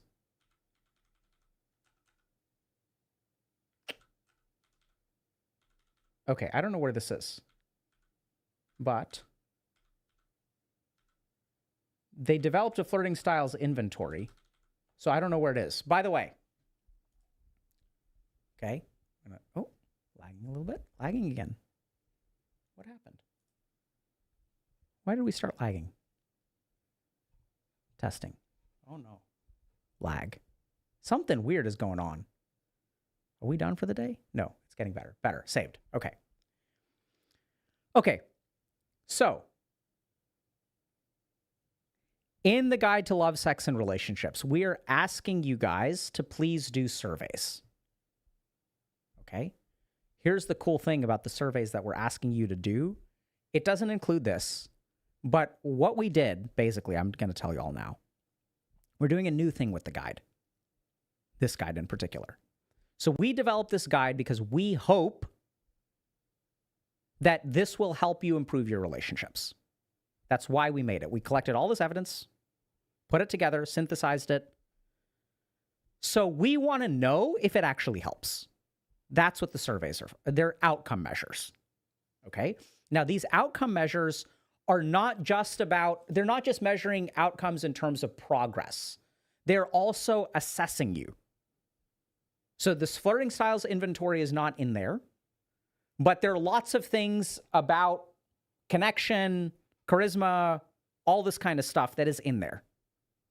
And so we hope, hopefully at some point, you know, to be able to show you guys what your surveys indicate. So you'll be able to learn, hopefully, about yourself with a certain amount of specificity and granularity that hopefully will be helpful. Okay?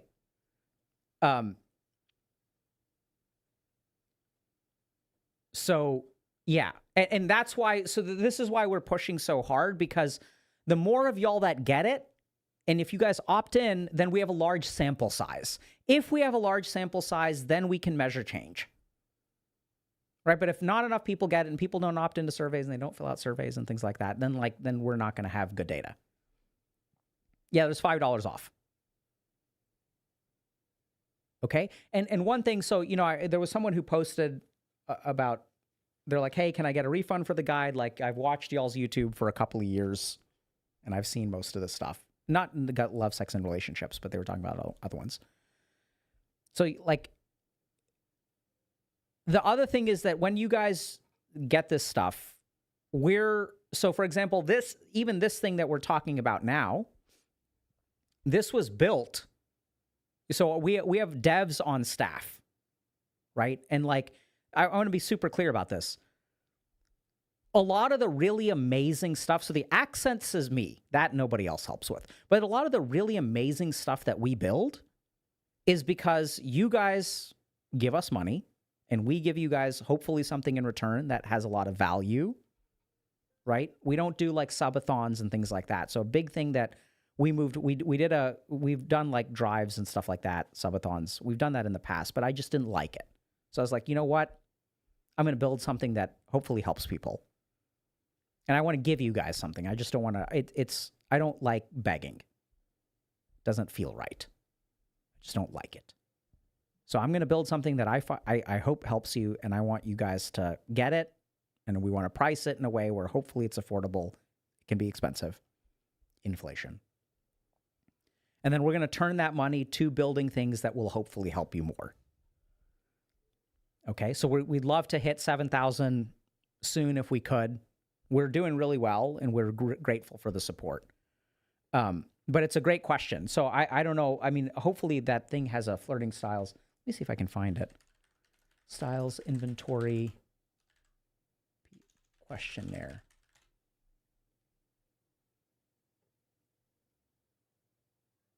Oh my God, there's just a bunch of like quizzes and stuff. But I mean, I'm sure that Hall published this somewhere.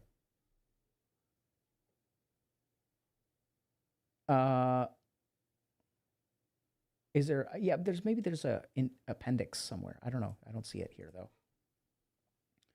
though. But yeah, we want to equip y'all with a lot of this. Okay. What we're going to do is we're going to try one more time with Tech Teller. Let me just make sure that we have. Okay, if we have been friends for a long time and we have been platonic, how can I assess whether it's appropriate to start flirting or not? There's literally like videos in the guide that address this. So thinking about friend zone, escalating a relationship, things like that. Right? So we know that's a really common problem. There isn't like a simple answer to it, but we try to, in the same way that we did today, we try to teach y'all the principles of what separates out whether people get into the friend zone versus there can be initial romantic attraction, and then there can be like specific things that lead people to move from being platonic to being romantic. And so those are the kinds of factors that we want to go for, and communication is a huge part. But I think we're going to try to show y'all. So Tech Teller wants to show y'all this. We gotta show y'all this again. Hey.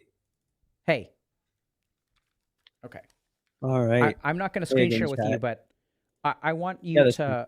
I want you to just talk over it. Yeah, talk over, because Tech Teller really wants to explain a couple of things, and these guys have been working on this for a long time. So go ahead. I'm on slide risk to sycophancy. What do you want to?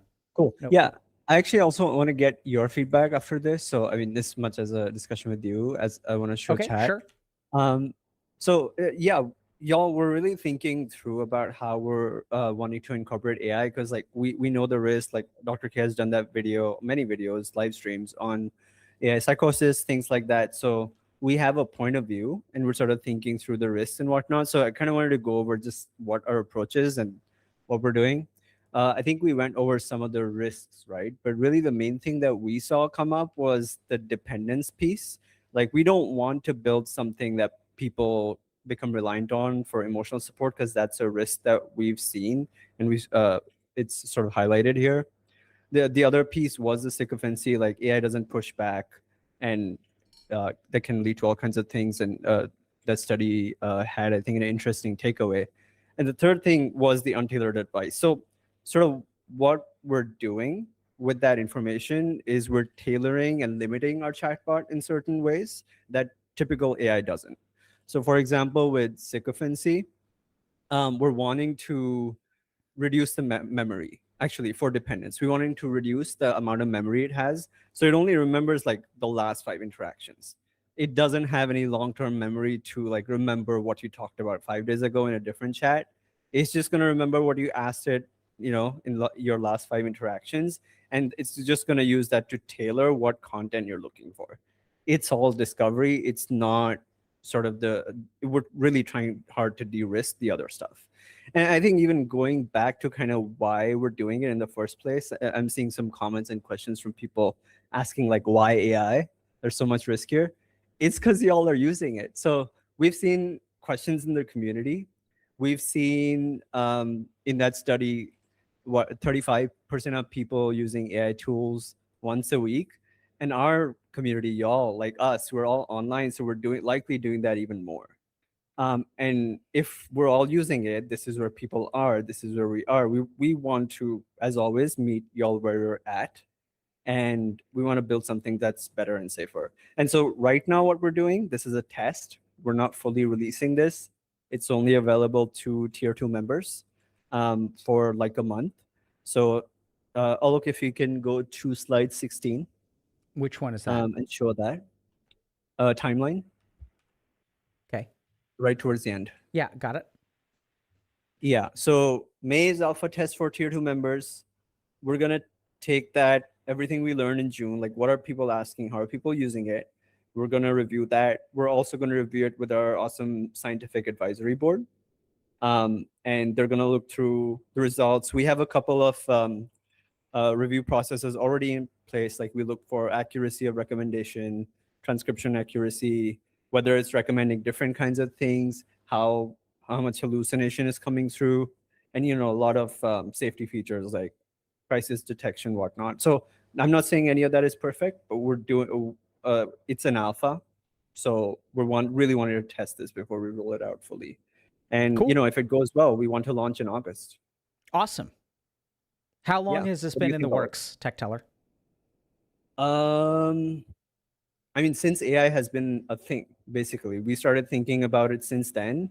And it's only been in the last 6 to 8 months that we were like, okay, we feel good about where we're going after consulting our SAB and looking through the research. And, after you did your videos, that was a big part of it.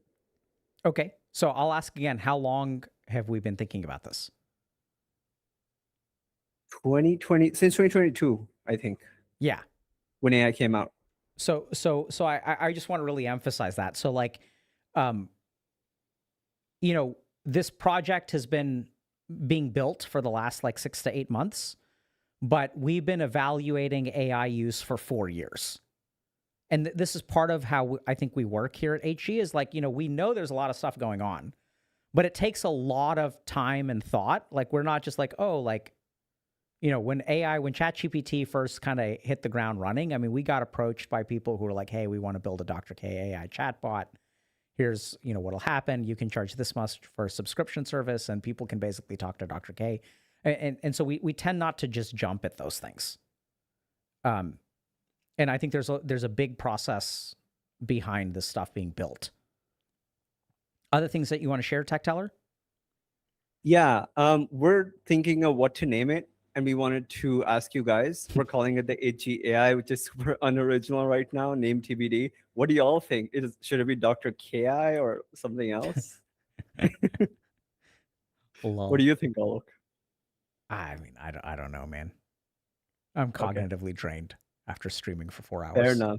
After flirting for 4 hours with chat? Yeah, so, I was thinking about this. I think, God, I don't know. I mean, I think I'm very confident in all this flirting stuff, but I almost want to just take a group of people and teach them how to flirt. Yeah. It's like, I think it's like, we got to just like get out into the world and stuff, but I don't know how that would work. But we'll figure it out. Another 4 years, we'll get it. Yeah, it takes us. We still have to do that Thunder stream from our last fundraiser or whatever. Yeah, we haven't forgotten, chat. For those of y'all that were here years ago with the Thunder stream, it's still on our list. We're gonna do it one day. Okay. Oh, the team is asking me to make a couple of corrections. The guide discount has ended, just by the way. That ended on the 13th, so it's full price now. Okay. GG. Everyone. Get wrecked. GG. And the alpha is now tier 2 members out there. Chat.healthygamer.gg. Check it out. It'll go on for a month, and we're looking forward to what y'all have to say. All right, everyone. Thanks, man. Appreciate you. Thank you. Bye-bye. Guys, the devs have been working on this for, like Tech Teller said, they've been working pretty hard for the better part of a year. But I mean, this has been, I remember seeing a piloted version of this, I want to say like close to 2 years ago. right? And so we tend to do things sometimes like kind of low and slow. Even this guide was a couple years in the making. And so, yeah, I mean, hopefully it helps.